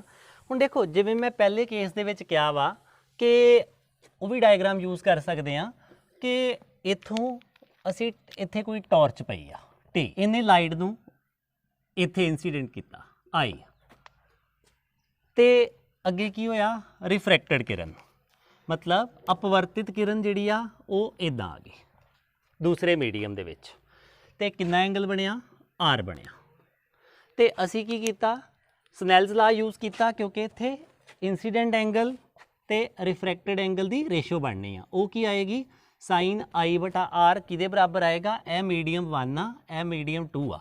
ਇੱਥੇ ਟਾਰਚ ਆ ਤੇ ਇੱਥੇ ਉਹ ਜਗ੍ਹਾ ਵਾ, ਉਹ ਟਾਰਗੇਟ ਆ ਜਿੱਥੇ ਲਾਈਟ ਨੇ ਪੈਣਾ ਵਾ, ਟਾਰਗੇਟ ਆ। ਅਸੀਂ ਕਵਾਂਗੇ ਕਿੱਦਾਂ ਲਿਖ ਸਕਦੇ ਹਾਂ 2 ਤੇ 1। ਮੈਂ ਫੇਰ ਕਹਿ ਰਿਹਾ ਇਹਦਾ 2 ਤੇ 1 ਦਾ ਮਤਲਬ ਕੀ ਆ ਕਿ ਇੱਕ ਤੇ ਤੋਂ ਇਹ ਜਾਣਕਾਰੀ ਮਿਲਦੀ ਆ ਕਿ ਲਾਈਟ ਦੂਸਰੇ ਮੀਡੀਅਮ 'ਚ ਜਾ ਰਹੀ ਆ ਪਹਿਲੇ ਦੇ ਵੱਲੋਂ। ਦੂਜੀ ਕਿਹੜੀ ਜਾਣਕਾਰੀ ਮਿਲਦੀ ਆ ਕਿ ਸੈਕਿੰਡ ਮੀਡੀਅਮ ਦਾ ਰਿਫਰੈਕਟਿਵ ਇੰਡੈਕਸ ਆ ਪਹਿਲੇ ਦੇ ਮੁਕਾਬਲੇ, ਕਿ ਪਹਿਲੇ ਦੇ ਮੁਕਾਬਲੇ ਜਿਹੜਾ ਸੈਕਿੰਡ ਮੀਡੀਅਮ ਆ ਉਹ ਕਿੰਨਾ ਸੰਘਣਾ ਜਾਂ ਕਿੰਨਾ ਵਿਰਲਾ ਵਾ। ਰਿਫਰੈਕਟਿਵ ਇੰਡੈਕਸ ਮਤਲਬ ਉਹੀ ਅਪਵਰਤਨ ਅੰਕ ਅਸੀਂ ਪਹਿਲਾਂ ਹੀ ਡਿਸਕਸ ਕੀਤਾ। ਹੁਣ ਦੇਖੋ ਪ੍ਰਿੰਸੀਪਲ ਆਫ ਰਿਵਰਸੀਬਿਲਿਟੀ ਦੇ ਵਿੱਚ ਆਪਾਂ ਕਿਹਾ ਵਾ ਕਿ ਜੇਕਰ ਟਾਰਚ ਨੂੰ ਤੇ ਟਾਰਗੇਟ ਨੂੰ ਚੇਂਜ ਕਰ ਦਿਓ। ਹੁਣ ਮੈਂ ਕਹਿੰਦਾ ਵਾਂ ਉੱਦਾਂ ਹੀ ਦੋਨੋਂ ਮੀਡੀਅਮ ਉਹੋ ਹੀ ਆ, ਪਹਿਲਾ ਤੇ ਦੂਜਾ।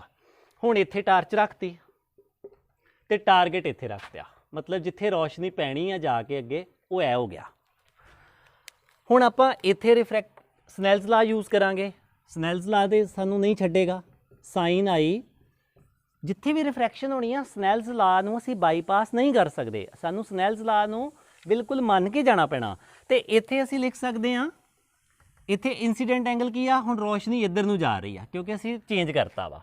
ਸਾਈਨ ਆਰ ਬਟਾ ਸਾਈਨ ਆਈ ਇਹ ਕਿਹਦੇ ਬਰਾਬਰ ਹੋਣਾ ਚਾਹੀਦਾ ਵਾ? ਇਹ ਬਰਾਬਰ ਹੋਣਾ ਚਾਹੀਦਾ ਵਾ 1 ਤੇ 2। ਹੁਣ ਇਹਨਾਂ ਦੋਨਾਂ ਇਕੁਏਸ਼ਨਸ ਨੂੰ ਧਿਆਨ ਨਾਲ ਦੇਖੋ। ਅਸੀਂ ਕੀਤਾ ਕੀ ਆ, ਸਿਰਫ ਟਾਰਚ ਤੇ ਟਾਰਗੇਟ ਨੂੰ ਚੇਂਜ ਕੀਤਾ। ਪਹਿਲਾਂ ਇਹ ਕੀਤਾ, ਪਹਿਲਾਂ ਇਦਾਂ ਸੀ, ਟਾਰਚ ਇੱਥੇ ਟਾਰਗੇਟ ਇੱਥੇ, ਹੁਣ ਟਾਰਚ ਇੱਥੇ ਆ ਟਾਰਗੇਟ ਉੱਥੇ ਆ, ਮੀਡੀਅਮ ਪਹਿਲਾਂ ਵਾਲੇ ਆ। ਇਹਨਾਂ ਦੋਨਾਂ ਇਕੁਏਸ਼ਨਸ ਨੂੰ ਜੇਕਰ ਅਸੀਂ ਮਲਟੀਪਲਾਈ ਕਰੀਏ ਤੇ ਸਾਡੇ ਕੋਲੋਂ ਕੀ ਬਣਦਾ ਵਾ, ਇੱਥੇ ਸਾਈਨ ਆਈ ਸਾਈਨ ਆਰ ਤੇ ਇਹਨੂੰ ਖੱਬੇ ਪਾਸੇ ਨਾਲ ਖੱਬਾ ਪਾਸਾ ਗੁਣਾ ਕਰ ਦਿਓ, ਸੱਜੇ ਪਾਸੇ ਨਾਲ ਸੱਜਾ ਪਾਸਾ ਗੁਣਾ ਕਰ ਦਿਓ। ਸਾਈਨ ਆਰ ਬਟਾ ਸਾਈਨ ਆਈ ਉਧਰ ਕੀ ਬਣਿਆ N12 21 ਤੇ ਉਧਰ N12। ਹੁਣ ਦੇਖੋ ਉੱਪਰ ਕੀ ਆ, ਸਾਈਨ ਆਰ ਨਾਲ ਸਾਈਨ ਆਰ ਕੱਟਿਆ ਗਿਆ, ਸਾਈਨ ਆਈ ਨਾਲ ਸਾਈਨ ਆਈ ਕੱਟਿਆ ਗਿਆ, ਇੱਧਰ ਰਹਿ ਗਿਆ 1 ਕਿਹਦੇ ਬਰਾਬਰ 21 ਇੰਟੂ 1 2। ਹੁਣ ਇਹ ਰਿਜ਼ਲਟ ਕਿਉਂ ਆਇਆ? ਇਹ ਰਿਜ਼ਲਟ ਆਇਆ ਪ੍ਰਿੰਸੀਪਲ ਆਫ ਰਿਵਰਸੀਬਿਲਿਟੀ ਕਰਕੇ। ਮਤਲਬ ਪ੍ਰਿੰਸੀਪਲ ਆਫ ਰਿਵਰਸੀਬਿਲਿਟੀ ਨੂੰ ਮੈਥਮੈਟਿਕਸ ਦੇ ਵਿੱਚ ਮਤਲਬ ਇਕੁਏਸ਼ਨ ਦੇ ਰੂਪ ਵਿੱਚ ਇਦਾਂ ਲਿਖਿਆ ਜਾਂਦਾ ਵਾ। ਮੈਂ ਇਹਨੂੰ ਇਦਾਂ ਵੀ ਲਿਖ ਸਕਦਾ N21 ਇਹਨੂੰ ਨੀਚੇ ਡਿਵਾਈਡ ਕਰ ਦਿੰਦਾ ਲਿਆ ਕੇ N12 ਮੈਂ ਇਦਾਂ ਵੀ ਲਿਖ ਸਕਦਾ, ਤੇ ਜਾਂ ਮੈਂ ਇਹਨੂੰ ਇੱਥੇ ਲੈ ਜਾਂਦਾ ਤੇ ਇਹਨੂੰ ਉੱਥੇ ਰੱਖ ਦਿੰਦਾ, ਤੇ ਜਾਂ ਮੈਂ ਇਹਨੂੰ ਇਦਾਂ ਲਿਖ ਲੈਣਾ ਕਿਉਂਕਿ ਮੈਨੂੰ ਪਤਾ ਕਿ ਇਹਨੂੰ ਕਿੱਦਾਂ ਲਿਖ ਸਕਦਾ 21 ਇਜ਼ ਇਕੁਅਲ ਟੂ N1 ਤੇ ਵੈਸੇ ਇਹਨੂੰ N ਨਹੀਂ ਬੋਲਦੇ, ਮੈਂ N ਬੋਲੀ ਜਾ ਰਿਹਾ, ਈਟਾ ਬੋਲਦੇ ਆ, ਮੈਨੂੰ N ਸੌਖਾ ਲੱਗਦਾ, ਮੈਂ N ਬੋਲੀ ਜਾਂਦਾ। ਆਪਾਂ ਇਹ ਕੀ ਆ, ਇਹ ਪ੍ਰਿੰਸੀਪਲ ਆਫ ਰਿਵਰਸੀਬਿਲਿਟੀ ਦੀਆਂ ਇਕੁਏਸ਼ਨਸ ਆ ਕਿ ਅਸੀਂ ਇਦਾਂ ਲਿਖ ਸਕਦੇ ਹਾਂ। ਸੋ ਓਵਰਆਲ ਮੈਨੂੰ ਫਿਰ ਦੁਬਾਰਾ ਕਨਕਲੂਡ ਕਰਦਾ ਇੱਕ ਵਾਰੀ ਕਿ ਪ੍ਰਿੰਸੀਪਲ ਆਫ ਰਿਵਰਸੀਬਿਲਿਟੀ ਦੀ ਇਕੁਏਸ਼ਨ ਅਸੀਂ ਕਿੱਦਾਂ ਬਣਾਈ ਆ। ਇੱਥੇ ਟਾਰਚ ਯੂਜ਼ ਕੀਤੀ ਤੇ ਇੱਥੇ ਲਾਈਟ ਪਈ। ਅਸੀਂ ਸਨੈਲਸ ਲਾ ਯੂਜ਼ ਕੀਤਾ, sine incident angle sine refracted angle ਇਹਦੇ ਬਰਾਬਰ ਹੁੰਦਾ। ਤੇ ਇੱਧਰ ਅਸੀਂ ਕੀ ਕੀਤਾ ਕਿ ਹੁਣ ਆਹ ਵਾਲੀ ਟਾਰਚ ਨੂੰ ਚੁੱਕ ਕੇ ਇੱਥੇ ਰੱਖਤਾ ਤੇ ਜਿਹੜਾ ਟਾਰਗੇਟ ਆ ਜਿੱਥੇ ਰੋਸ਼ਨੀ ਪੈਣੀ ਆ ਉਹ ਇੱਥੇ ਆ ਗਿਆ, ਉਹਦੀ ਆਪਾਂ ਡਾਇਗਰਾਮ ਇੱਧਰ ਬਣਾ ਲਈ। ਤੇ ਹੁਣ ਇਹ ਵਾਲਾ ਇਨਸੀਡੈਂਟ ਐਂਗਲ ਹੋ ਗਿਆ, ਆਹ ਵਾਲਾ ਰਿਫਰੈਕਟਡ ਐਂਗਲ ਹੋ ਗਿਆ। ਅਸੀਂ ਕਿਹਾ ਇਨਸੀਡੈਂਟ ਉੱਪਰ ਆਉਂਦਾ ਵਾ ਸਾਈਨ ਆਰ ਬਟਾ ਸਾਈਨ ਆਈ ਤੇ ਕਿਹਦੇ ਬਰਾਬਰ ਆ 1 ਤੇ 2, ਮਤਲਬ ਲਾਈਟ ਇੱਕ ਦੇ ਵਿੱਚ ਜਾ ਰਹੀ ਆ ਦੂਜੇ ਦੇ ਵੱਲੋਂ। ਤੇ ਅਸੀਂ ਦੋਨਾਂ ਇਕੁਏਸ਼ਨਸ ਨੂੰ ਗੁਣਾ ਕੀਤਾ ਇੱਥੇ, ਇਹ ਵਾਲੀ ਨੂੰ ਤੇ ਇਹ ਵਾਲੀ ਨੂੰ, ਤੇ ਸਾਡੇ ਕੋਲ ਰਿਜ਼ਲਟ ਆ ਆਇਆ। ਤੇ ਇਹਨੂੰ ਅਸੀਂ ਇਸ ਤਰੀਕੇ ਨਾਲ ਵੀ ਲਿਖ ਸਕਦੇ ਹਾਂ।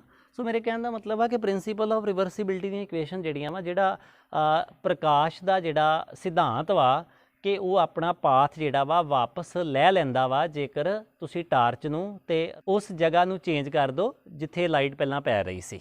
ਤੇ ਇਹਨੂੰ ਅਸੀਂ ਇਕੁਏਸ਼ਨ ਦੇ ਰੂਪ ਵਿੱਚ ਇਦਾਂ ਲਿਖਦੇ ਹਾਂ। ਅਸੀਂ ਕੇਸ ਕਰਦੇ ਹਾਂ ਰਿਫਰੈਕਸ਼ਨ ਥਰੂ ਰੈਕਟੈਂਗੂਲਰ ਗਲਾਸ ਸਲੈਬ।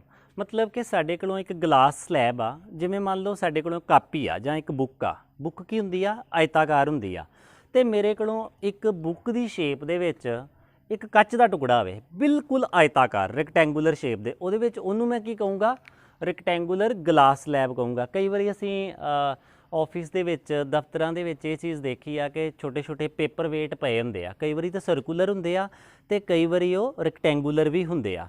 ਸੋ ਮੈਂ ਇੱਥੇ ਕੀ ਆ ਕਿ ਇੱਕ ਗਲਾਸ ਸਲੈਬ ਰੱਖੀ ਇਸ ਤਰੀਕੇ ਨਾਲ, ਆ ਇੱਕ ਕੱਚ ਦੀ ਜਿਹੜੀ ਆ ਰੈਕਟੈਂਗੂਲਰ ਆਇਤਾਕਾਰ ਗਲਾਸ ਸਲੈਬ ਆ, ਮਤਲਬ ਕੱਚ ਦਾ ਇੱਕ ਬਿਲਕੁਲ ਚੌਰਸ ਟੁਕੜਾ ਵਾ। ਇਹਨੂੰ ਮੈਂ ਕਿੱਦਾਂ ਰੱਖਿਆ ਵਾ, ਇਦਾਂ ਰੱਖਿਆ ਵਾ ਇਸ ਤਰੀਕੇ ਨਾਲ। ਤੇ ਮੈਂ ਕੀ ਕਰਨਾ, ਇੱਥੋਂ ਟਾਰਚ ਯੂਜ਼ ਕਰਨੀ ਆ ਤੇ ਟਾਰਚ ਨੇ ਰੌਸ਼ਨੀ ਇੱਥੇ ਪਾਉਣੀ ਆ। ਜਦੋਂ ਇੱਥੇ ਪਊਗੀ ਤੇ ਰੌਸ਼ਨੀ ਜਿਹੜੀ ਆ ਇਸ ਕੱਚ ਦੇ ਟੁਕੜੇ ਦੇ ਅੰਦਰ ਜਾਊਗੀ, ਰਿਫਰੈਕਸ਼ਨ ਹੋਊਗੀ ਕਿਉਂਕਿ ਲਾਈਟ ਨੇ ਇੱਕ ਮੀਡੀਅਮ ਤੋਂ ਦੂਜੇ ਮੀਡੀਅਮ 'ਚ ਚਲੇਗੀ, ਫਿਰ ਇੱਥੋਂ ਕਿਤੋਂ ਥੱਲਿਓਂ ਬਾਹਰ ਨਿਕਲ ਜਾਏਗੀ। ਇਸ ਚੀਜ਼ ਨੂੰ ਅਸੀਂ ਸਮਝਣ ਜਾ ਰਹੇ ਹਾਂ ਕਿ ਮੰਨ ਲਓ ਇੱਥੋਂ ਇੱਕ ਇਨਸੀਡੈਂਟ ਰੇ ਆਈ। ਹੁਣ ਜਿਸ ਜਗ੍ਹਾ ਦੇ ਉੱਤੇ ਇਨਸੀਡੈਂਟ ਰੇ ਪੈਂਦੀ ਆ, ਆਪਾਤੀ ਕਿਰਨ ਪੈਂਦੀ ਆ, ਉੱਥੇ ਅਸੀਂ ਕੀ ਬਣਾਉਂਦੇ ਆ, ਉੱਥੇ ਅਸੀਂ ਬਣਾਉਂਦੇ ਆ ਇੱਕ ਪਰਪੈਂਡੀਕੂਲਰ ਲੰਬ ਬਣਾਉਂਦੇ ਆ। ਪੰਜਾਬੀ ਦੇ ਵਿੱਚ ਅਸੀਂ ਇਹਨੂੰ ਲੰਬ ਬੋਲਦੇ ਆ, ਤੁਸੀਂ ਬਿਲਕੁਲ ਸਕੇਲ ਨਾਲ ਬਣਾਓ। ਇਹ ਇੱਕ ਲੰਬ ਬਣਾ ਲਿਆ ਤੇ ਇਸ ਕੋਣ ਨੂੰ ਕੀ ਬੋਲਦੇ ਆ, ਆਪਾਤੀ ਕੋਣ ਬੋਲਦੇ ਆ ਜਾਂ ਇਨਸੀਡੈਂਟ ਐਂਗਲ ਬੋਲਦੇ ਆ। ਹੁਣ ਦੇਖੋ ਇੱਥੋਂ ਇੱਥੇ ਲਾਈਟ ਜਿਹੜੀ ਆ ਉਹ ਸਲੈਬ ਦੇ ਅੰਦਰ ਵੜ ਗਈ ਤੇ ਲਾਈਟ ਬਾਹਰ ਕਿਹੜਾ ਮੀਡੀਅਮ ਸੀ, ਏਅਰ ਸੀ, ਤੇ ਅੰਦਰ ਗਲਾਸ ਤੇ ਇੱਥੇ ਫਿਰ ਏਅਰ। ਹੁਣ ਲਾਈਟ ਨੇ ਏਅਰ ਤੋਂ ਗਲਾਸ ਦੇ ਵਿੱਚ ਜਾਣਾ ਵਾ ਤੇ ਲਾਈਟ ਨੇ ਆਪਣੀ ਓਰੀਜਨਲ ਡਾਇਰੈਕਸ਼ਨ ਤੋਂ ਥੋੜਾ ਜਿਹਾ ਅੰਦਰ ਨੂੰ ਆ ਜਾਣਾ। ਪਹਿਲਾਂ ਉਹਦੀ ਡਾਇਰੈਕਸ਼ਨ ਕਿਹੜੀ ਸੀ, ਪਹਿਲਾਂ ਉਹਨੇ ਜੇ ਅੱਗੇ ਗਲਾਸ ਨਾ ਹੁੰਦਾ ਤੇ ਬਿਲਕੁਲ ਇਸੇ ਤਰੀਕੇ ਨਾਲ ਜਾਣਾ ਸੀ। ਗਲਾਸ ਦਾ ਮਤਲਬ ਦੂਜਾ ਗਲਾਸ ਨਹੀਂ ਸਮਝਣਾ ਕਿ ਜਿਹੜਾ ਜਿਹ 'ਚ ਅਸੀਂ ਪਾਣੀ ਪੀਂਦੇ ਹਾਂ, ਗਲਾਸ ਅਸੀਂ ਕੱਚ ਨੂੰ ਬੋਲਦੇ ਹਾਂ। ਸੋ ਜੇ ਅੱਗੇ ਸਲੈਬ ਨਾ ਹੁੰਦੀ ਤੇ ਲਾਈਟ ਨੇ ਇੱਧਰ ਨੂੰ ਤੁਰੀ ਜਾਣਾ ਸੀ ਸਿੱਧੇ ਆਪਣੇ ਆਰਾਮ ਨਾਲ ਮਜ਼ੇ ਨਾਲ। ਪਰ ਇੱਥੇ ਮੀਡੀਅਮ ਬਦਲ ਗਿਆ, ਮੀਡੀਅਮ ਬਦਲ ਗਿਆ ਤੇ ਸਨੈਲਜ਼ ਲਾ ਆ ਗਿਆ। ਸਨੈਲਜ਼ ਡੰਡਾ ਲੈ ਕੇ ਖਲੋ ਗਿਆ ਬਿਲਕੁਲ ਹੀ ਇੱਥੇ ਵੀ ਇੱਥੇ ਲਾਈਟ ਨੇ ਬਿਲਕੁਲ ਮੀਡੀਅਮ ਬਦਲਿਆ ਵਾ ਤੇ ਮੇਰਾ ਨਿਯਮ ਲਾਉਣਾ ਹੀ ਲਾਉਣਾ ਵਾ। ਤੇ ਅਸੀਂ ਕਿਹਾ ਜੇ ਤੇਰਾ ਨਿਯਮ ਲਾਉਣਾ ਵਾ ਤੇ ਫਿਰ ਅਸੀਂ ਕਹਿੰਦੇ ਆ ਕਿ ਚਲੋ ਠੀਕ ਆ, ਲਾਈਟ ਜਿਹੜੀ ਆ ਡੈਂਸਰ ਮੀਡੀਅਮ 'ਚ ਸੰਘਣੇ ਮਾਧਿਅਮ 'ਚ ਵੜ ਗਈ ਆ ਤੇ ਥੋੜਾ ਜਿਹਾ ਅੰਦਰ ਨੂੰ ਮੁੜ ਗਈ ਆ। ਕਿੰਨਾ ਅੰਦਰ ਮੁੜੀ ਆ, ਦੇਖੋ ਇੰਨਾ ਅੰਦਰ ਮੁੜੀ ਆ। ਇਸ ਡੋਟਡ ਲਾਈਨ ਤੋਂ ਆਹ ਵਾਲਾ ਜਿਹੜਾ ਕੋਣ ਆ ਇੰਨਾ ਅੰਦਰ ਮੁੜ ਗਈ ਆ। ਹੁਣ ਆਹ ਵਾਲਾ ਜਿਹੜਾ ਐਂਗਲ ਆ ਇਹਨੂੰ ਕੀ ਬੋਲਾਂਗੇ, ਰਿਫਰੈਕਟਡ ਐਂਗਲ ਬੋਲਾਂਗੇ, ਕਿਉਂਕਿ ਰਿਫਰੈਕਟਡ ਐਂਗਲ ਇਸ ਜਿਹੜੀ ਦੂਜੇ ਮੀਡੀਅਮ 'ਚ ਰੋਸ਼ਨੀ ਦੀ ਕਿਰਨ ਜਾਂਦੀ ਆ ਉਹਦਾ ਨਾਰਮਲ ਦੇ ਨਾਲ ਲੰਬ ਦੇ ਨਾਲ ਬਣਦਾ ਵਾ। ਹੁਣ ਅੱਗੇ ਲਾਈਟ ਨੇ ਇੱਥੋਂ ਫਿਰ ਬਾਹਰ ਨਿਕਲਣਾ ਇਸ ਇੰਟਰਫੇਸ ਤੋਂ।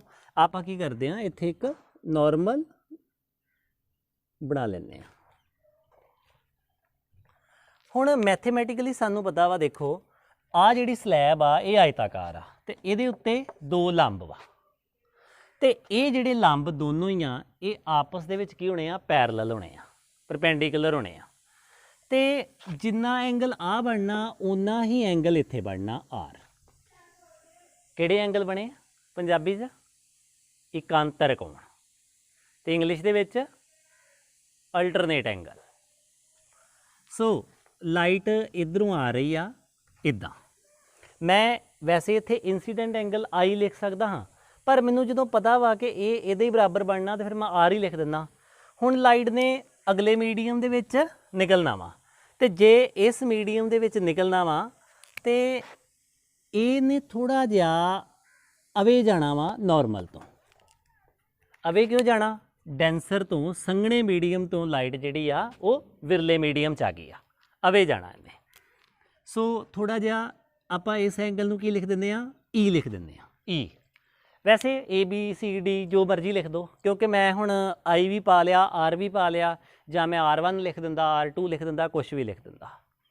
ਹੁਣ ਦੇਖੋ ਫਿਰ ਮੈਂ ਵਾਪਸ ਗੱਲ ਤੇ ਆਉਣਾ, ਦੋ ਜਗ੍ਹਾ ਤੇ ਲਾਈਟ ਨੇ ਆਪਣਾ ਜਿਹੜਾ ਵਾ ਮਾਧਿਅਮ ਬਦਲਿਆ ਵਾ, ਮੀਡੀਅਮ ਬਦਲਿਆ ਵਾ, ਤੇ ਇਸ ਚੀਜ਼ ਤੇ ਸਨੈਲਜ਼ ਬੜੀ ਨਜ਼ਰ ਰੱਖ ਕੇ ਬੈਠਾ ਵਾ। ਉਹਨੂੰ ਉਸੇ ਵੇਲੇ ਪਤਾ ਲੱਗ ਜਾਂਦਾ ਵਾ ਕਿ ਜਦੋਂ ਲਾਈਟ ਇੱਕ ਮੀਡੀਅਮ ਤੋਂ ਦੂਜੇ ਮੀਡੀਅਮ 'ਚ ਜਾਂਦੀ ਆ ਨਾ, ਉਹ ਉਸੇ ਵੇਲੇ ਹੀ ਡੰਡਾ ਲੈ ਕੇ ਆ ਜਾਂਦਾ ਵੀ ਮੇਰਾ ਨਿਯਮ ਜਿਹੜਾ ਵਾ ਨਾ ਉਹ ਇੱਥੇ ਅਪਲਾਈ ਕਰੋ। ਤੇ ਆਪਾਂ ਉਹਦੀ ਗੱਲ ਮੰਨਣ ਲੱਗੇ ਆ। ਆਪਾਂ ਮੰਨਣ ਲੱਗੇ ਆ ਕਿ ਭਾਈ ਇੱਥੇ ਵੀ ਬਦਲਿਆ, ਇੱਥੇ ਵੀ ਤੇਰੀ ਗੱਲ ਮੰਨ ਲੈਂਦੇ ਆ, ਇੱਥੇ ਵੀ ਬਦਲਿਆ, ਇੱਥੇ ਵੀ ਤੇਰੀ ਗੱਲ ਮੰਨ ਲੈਂਦੇ ਆ। ਤੇ ਪਹਿਲੇ ਤੇ ਕੀ ਹੋਇਆ ਵਾ, ਸਾਈਨ ਆਈ ਬਟਾ ਸਾਈਨ ਆਰ। ਲਾਈਟ ਕਿੱਧਰੋਂ ਕਿੱਧਰ ਗਈ ਆ, ਲਾਈਟ ਗਈ ਆ ਏਅਰ ਤੋਂ ਗਲਾਸ ਦੇ ਵਿੱਚ। ਇਹ ਮੇਰੇ ਕੋਲੋਂ ਆ ਗਈ ਪਹਿਲੀ ਇਕੁਏਸ਼ਨ। ਹੁਣ ਸਨੈਲਜ਼ ਲਾ ਕਹਿੰਦਾ ਫਿਰ ਇੱਥੇ ਵੀ ਲਾਓ, ਹੁਣ ਇੱਥੇ ਵੀ ਤਾਂ ਮਾਧਿਅਮ ਬਦਲਿਆ ਵਾ, ਆਪਾਂ ਉੱਥੇ ਵੀ ਲਾ ਦਿੰਦੇ ਆ, ਉਹਨੂੰ ਕਿਉਂ ਨਾਰਾਜ਼ ਕਰਨਾ। ਇੱਥੇ ਕਹਿੰਦਾ ਏ ਸਾਈਨ ਆਰ ਬਟਾ ਸਾਈਨ ਈ ਕਿਹਦੇ ਬਰਾਬਰ, ਕਿੱਧਰ ਗਈ ਆ, ਗਲਾਸ ਤੋਂ ਏਅਰ 'ਚ ਗਈ ਆ। ਇਹ ਮੇਰੇ ਕੋਲੋਂ ਦੂਸਰੀ ਇਕੁਏਸ਼ਨ ਬਣ ਗਈ। ਜਿੱਦਾਂ ਸਨੈਲਸ ਨੇ ਕਿਹਾ ਮੈਂ ਉਦਾਂ ਹੀ ਕਰ ਲਿਆ। ਉਹ ਕਹਿੰਦਾ ਦੋ ਜਗ੍ਹਾ ਤੇ ਲਾਈਟ ਨੇ ਮੀਡੀਅਮ ਬਦਲਿਆ ਵਾ ਤੇ ਮੈਂ ਦੋਵੇਂ ਜਗ੍ਹਾ ਤੇ ਉਹਦੀ ਗੱਲ ਮੰਨ ਲਈ ਆ ਤੇ ਉਹਦੀਆਂ ਸਮੀਕਰਨਾਂ ਨੂੰ ਉਦਾਂ ਹੀ ਲਿਖਤਾ, ਇਕੁਏਸ਼ਨਸ ਨੂੰ ਉਦਾਂ ਹੀ ਲਿਖਤਾ। ਹੁਣ ਮੇਰਾ ਕੰਮ ਆ ਗਿਆ। ਹੁਣ ਮੈਂ ਸੋਚਣਾ ਵਾ ਕਿ ਇਹਨਾਂ ਇਕੁਏਸ਼ਨਸ ਨੂੰ ਸੋਲਵ ਕਰਕੇ ਕੋਈ ਰਿਜ਼ਲਟ ਕੱਢਾਂ, ਕੋਈ ਕਨਕਲੂਜ਼ਨ ਕੱਢਾਂ ਇਹਦੇ ਵਿੱਚੋਂ। ਮੇਰਾ ਕੰਮ ਇਹ ਥੋੜ੍ਹੀ ਆ ਕਿ ਮੈਂ ਫਿਜ਼ਿਕਸ ਦੇ ਵਿੱਚ ਵੱਡੀਆਂ ਵੱਡੀਆਂ ਸਮੀਕਰਨਾਂ ਲਿਖੀ ਜਾਵਾਂ, ਮੈਥ ਦੀ ਗੱਲ ਮੰਨੀ ਜਾਵਾਂ। ਮੇਰਾ ਕੰਮ ਆ ਕੋਈ ਤੱਥ ਕੱਢ ਕੇ ਦੇਣਾ, ਕੋਈ ਤੱਤ ਕੱਢੋ ਇਸ ਚੀਜ਼ 'ਚੋਂ। ਤੇ ਮੈਂ ਤੱਤ ਕੱਢਣ ਵਾਸਤੇ ਕੀ ਕਰਨ ਲੱਗਾ ਵਾਂ, ਇਹਨਾਂ ਦੋਵਾਂ ਨੂੰ ਗੁਣਾ ਕਰ ਦੇਣ ਲੱਗਾ ਵਾਂ। ਹੁਣ ਸਵਾਲ ਆ ਵੀ ਗੁਣਾ ਹੀ ਕਿਉਂ ਕਰਨਾ, ਤਕਸੀਮ ਕਰ ਲਓ। ਕੀ ਪਤਾ ਮੈਂ ਤਕਸੀਮ ਕਰਕੇ ਪਹਿਲਾਂ ਵੇਖੀ ਹੋਵੇ, ਮੈਨੂੰ ਕੋਈ ਨਾ ਤੱਥ ਨਿਕਲਿਆ ਹੋਵੇ। ਹਾਂ ਇੱਦਾਂ ਹੀ ਆ ਕਿ ਮੈਂ ਪਹਿਲਾਂ ਤਕਸੀਮ ਕਰਕੇ ਵੇਖਿਆ, ਨਹੀਂ ਕੋਈ ਗੱਲ ਬਣਦੀ, ਮੈਂ ਇਹਨੂੰ ਗੁਣਾ ਕਰਕੇ ਦੇਖਣ ਲੱਗਾ। ਅਦਰਵਾਈਜ਼ ਤਾਂ ਮੈਂ ਇਹਨੂੰ ਜੋੜ ਵੀ ਸਕਦਾ, 1 'ਚੋਂ 2 ਘਟਾ ਦਿਓ, 1 'ਚ 2 ਜੋੜ ਦਿਓ, 1 ਨੂੰ 2 ਨਾਲ ਡਿਵਾਈਡ ਕਰ ਦਿਓ ਜਾਂ 2 ਨੂੰ 1 ਨਾਲ ਡਿਵਾਈਡ ਕਰ ਦਿਓ। ਅਸੀਂ ਇਹ ਸਾਰੇ ਉਪਰਾਲੇ ਕਰਕੇ ਵੇਖੇ ਆ, ਪਰ ਸਾਨੂੰ ਪਤਾ ਵਾ ਕਿ ਜਿਹੜਾ ਸਾਨੂੰ ਰਿਜ਼ਲਟ ਚਾਹੀਦਾ ਵਾ ਉਹ ਕੀ ਆ, ਉਹ ਗੁਣਾ ਕਰਕੇ ਮਿਲਣਾ। ਜਦੋਂ ਅਸੀਂ ਇਹਨੂੰ ਗੁਣਾ ਕਰਾਂਗੇ, ਦੇਖੋ ਪਹਿਲੀ ਇਕੁਏਸ਼ਨ ਕੀ ਆ, ਮੈਂ ਗੁਣਾ ਕਰਨ ਲੱਗਾ ਸਾਈਨ ਆਈ ਬਟਾ ਸਾਈਨ ਆਰ, ਇੱਧਰ ਕੀ ਸੀ ਏ ਜੀ, ਤੇ ਗੁਣਾ ਕਿਹਦੇ ਨਾਲ ਕਰਨੀ ਆ, 2 ਨੰਬਰ ਦੇ ਨਾਲ। 2 ਸਾਈਨ ਆਰ ਬਟਾ ਸਾਈਨ ਈ, ਤੇ ਇੱਧਰ ਖੱਬੇ ਪਾਸੇ ਨਾਲ ਖੱਬਾ ਪਾਸਾ ਗੁਣਾ ਕਰੋ ਤੇ ਸੱਜੇ ਪਾਸੇ ਨਾਲ ਸੱਜਾ ਪਾਸਾ ਗੁਣਾ ਕਰੋ। ਹੁਣ ਇਸ ਕੇਸ ਦੇ ਵਿੱਚ ਕੀ ਆ, ਇੱਥੇ ਸਾਈਨ ਆਰ ਤੇ ਸਾਈਨ ਆਰ ਕੱਟੇ ਗਏ, ਸਾਈਨ ਆਰ ਤੇ ਸਾਈਨ ਆਰ ਕੱਟੇ ਗਏ, ਤੇ ਇੱਧਰ ਕੀ ਬਣ ਗਿਆ, ਇੱਧਰ ਬਣ ਗਿਆ ਸਾਈਨ ਆਈ ਬਟਾ ਸਾਈਨ ਈ, ਤੇ ਇੱਧਰ ਕੀ ਬਣ ਗਿਆ, ਇਹ ਇਦਾਂ ਹੀ ਰਹਿ ਗਿਆ। ਹੁਣ ਪ੍ਰਿੰਸੀਪਲ ਆਫ ਰਿਵਰਸੀਬਿਲਟੀ ਦੇ ਵਿੱਚ ਆਪਾਂ ਇਹ ਚੀਜ਼ ਸਿੱਖੀ ਸੀ ਕਿ ਏ ਈਟਾ ਜੀ ਇਜ਼ ਇਕੁਅਲ ਟੂ ਜੀ ਈਟਾ ਏ, ਤੇ ਇਹਦੇ ਤੋਂ ਪਹਿਲਾਂ ਇਕੁਏਸ਼ਨ ਆਈ ਸੀ, ਜੇ ਤੁਸੀਂ ਧਿਆਨ ਦਿੱਤਾ ਹੋਵੇ, ਕਿ ਏ ਈਟਾ ਜੀ ਗੁਣਾ ਜੀ ਈਟਾ ਏ 1 ਦੇ ਬਰਾਬਰ ਆ। ਚਾਹੇ ਇਹਨੂੰ ਅਸੀਂ ਇੱਦਾਂ ਲਿਖ ਲਈਏ, ਮੈਂ 1 2 ਲਿਖ ਲਾਂ। ਹੁਣ ਸਾਨੂੰ ਪਤਾ ਵਾ ਕਿ ਇਹ 1 ਦੇ ਬਰਾਬਰ ਆ, ਜਾਂ ਅਸੀਂ ਇੱਦਾਂ ਪ੍ਰੂਵ ਕਰ ਲਈਏ, ਇਹਨੂੰ ਕੀ ਲਿਖ ਲਈਏ, ਇਹਦੀ ਜਗ੍ਹਾ ਤੇ ਲਿਖ ਲਈਏ ਕਿ ਇਹ 1 ਬਟਾ ਜੀ ਏ ਆ। ਹੁਣ ਜੇ ਇਹਦੀ ਜਗ੍ਹਾ ਤੇ ਆ ਲਿਖਾਂਗੇ ਤੇ ਆ ਗੁਣਾ ਦਾ ਨਿਸ਼ਾਨ ਹੈ, ਕੱਟੇ ਜਾਣੇ ਤੇ 1 ਬਣ ਜਾਣਾ, ਤੇ ਜੇ 1 ਬਣ ਜਾਣਾ ਤਾਂ ਅਸੀਂ ਇੱਥੇ ਹੀ ਲਿਖ ਲੈਂਦੇ ਆ, ਕਿਉਂਕਿ ਸਾਨੂੰ ਪ੍ਰਿੰਸੀਪਲ ਆਫ ਰਿਵਰਸੀਬਿਲਟੀ ਪਤਾ। ਹੁਣ ਦੇਖੋ ਜੇ ਇਹ 1 ਬਣ ਗਿਆ ਤੇ ਮੈਂ ਕ੍ਰੋਸ ਮਲਟੀਪਲਾਈ ਕੀਤੀ ਆ, ਕ੍ਰੋਸ ਆਡੀ ਗੁਣਾ ਬੋਲ ਦਿੰਦੇ ਪੰਜਾਬੀ ਦੇ ਵਿੱਚ, sine I is equal to sine E, ਇਹ ਵਾਲੀ ਸਮੀਕਰਨ ਆ ਗਈ ਆ, ਇਹ ਵਾਲੀ ਇਕੁਏਸ਼ਨ ਆ ਗਈ ਆ। ਹੁਣ ਦੇਖੋ ਇਹ ਜਿਹੜੀ ਇਕੁਏਸ਼ਨ ਆ ਨਾ, ਇਹ ਬੜੀ ਮਹੱਤਵਪੂਰਨ ਇਕੁਏਸ਼ਨ ਆ ਸਾਡੇ ਕੋਲੋਂ ਇਸ ਲਾਈਟ ਦੇ ਜਿਹੜਾ ਪ੍ਰੋਸੈਸ ਆ, ਜਿਹੜੇ ਫਿਨੋਮੀਨਾਸ ਆ ਉਹਨਾਂ ਦੇ ਵਿੱਚ ਆ। ਮੈਂ ਇਹਨੂੰ ਥੋੜਾ ਜਿਹਾ ਉੱਪਰ ਲਿਖ ਲੈਂਦਾ,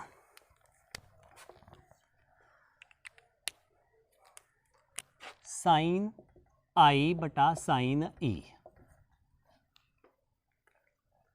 ਹੁਣ ਜੇਕਰ ਸਾਈਨ ਆਈ ਸਾਈਨ ਈ ਦੇ ਬਰਾਬਰ ਆ, ਤੇ ਸਾਈਨ ਕੀ ਆ, ਇੱਕ ਆਪਰੇਟਰ ਆ। ਤੁਸੀਂ ਇਦਾਂ ਨਹੀਂ ਕਰ ਦੇਣਾ ਕਦੀ ਵੀ ਕਿ ਤੁਸੀਂ ਇਦਾਂ ਕਰੋ ਕਿ ਆਹ ਸਾਈਨ ਤੇ ਆਹ ਸਾਈਨ ਨੂੰ ਆਪਸ 'ਚ ਕੱਟ ਦਿਓ ਤੇ ਕੱਲੀ ਬਾਜੇ ਆਈ ਇਕੁਅਲ ਟੂ ਈ, ਇਦਾਂ ਨਹੀਂ ਕਰਨਾ। ਆਪਰੇਟਰ ਨਾਲ ਆਪਰੇਟਰ ਨਹੀਂ ਕੱਟਿਆ ਜਾ ਸਕਦਾ। ਕਦੀ ਇਦਾਂ ਆਪਾਂ ਕੀਤਾ ਵਾ ਕਿ ਇੱਧਰ ਲਿਖਿਆ ਹੋਵੇ 5 ਜਮਾ 7 ਇਜ਼ ਇਕੁਅਲ ਟੂ 7 ਜਮਾ 5 ਤੇ ਆਪਾਂ ਪਲੱਸ ਨਾਲ ਪਲੱਸ ਕੱਢ ਦਈਏ, ਨਹੀਂ, ਸਾਈਨ ਇੱਕ ਆਪਰੇਟਰ ਵਾ, ਆਪਾਂ ਇਹ ਕੰਮ ਨਹੀਂ ਕਰਨਾ। ਇਹ ਕਿੱਦਾਂ ਸੋਲਵ ਹੋਣਾ ਵਾ, ਜੇ ਅਸੀਂ ਆਪਰੇਟਰ ਨਹੀਂ ਕੱਢ ਸਕਦੇ ਤੇ ਫਿਰ ਇਹ ਵਾਲੀ ਇਕੁਏਸ਼ਨ ਕਿੱਦਾਂ ਸੋਲਵ ਹੋਏਗੀ। ਇਹ ਵੈਸੇ ਤੇ ਟ੍ਰਿਗਨੋਮੈਟਰੀ ਦੇ ਵਿੱਚ ਸੋਲਵ ਇਦਾਂ ਹੋਣੀ ਆ ਕਿ ਦੋਵਾਂ ਪਾਸਿਆਂ ਤੇ ਅਸੀਂ ਕੀ ਆ, ਸਾਈਨ ਇਨਵਰਸ ਲੈਣਾ ਵਾ, ਸਾਈਨ ਇਨਵਰਸ, ਸਾਈਨ ਈ ਆਈ, ਤੇ ਇੱਧਰ ਵੀ ਸਾਈਨ ਇਨਵਰਸ ਸਾਈਨ ਈ। ਜੇ ਜਿਹੜੇ ਬੱਚੇ 10th ਕਲਾਸ ਦੇ ਆ ਉਹਨਾਂ ਨੂੰ ਇਹ ਚੀਜ਼ ਨਹੀਂ ਵੀ ਸਮਝ ਲੱਗਦੀ ਪਈ ਤੇ ਕੋਈ ਗੱਲ ਨਹੀਂ ਆ, ਇੱਥੋਂ ਆਪਾਂ ਲਿਖ ਸਕਦੇ ਹਾਂ ਆਈ ਇਕੁਅਲ ਟੂ ਈ।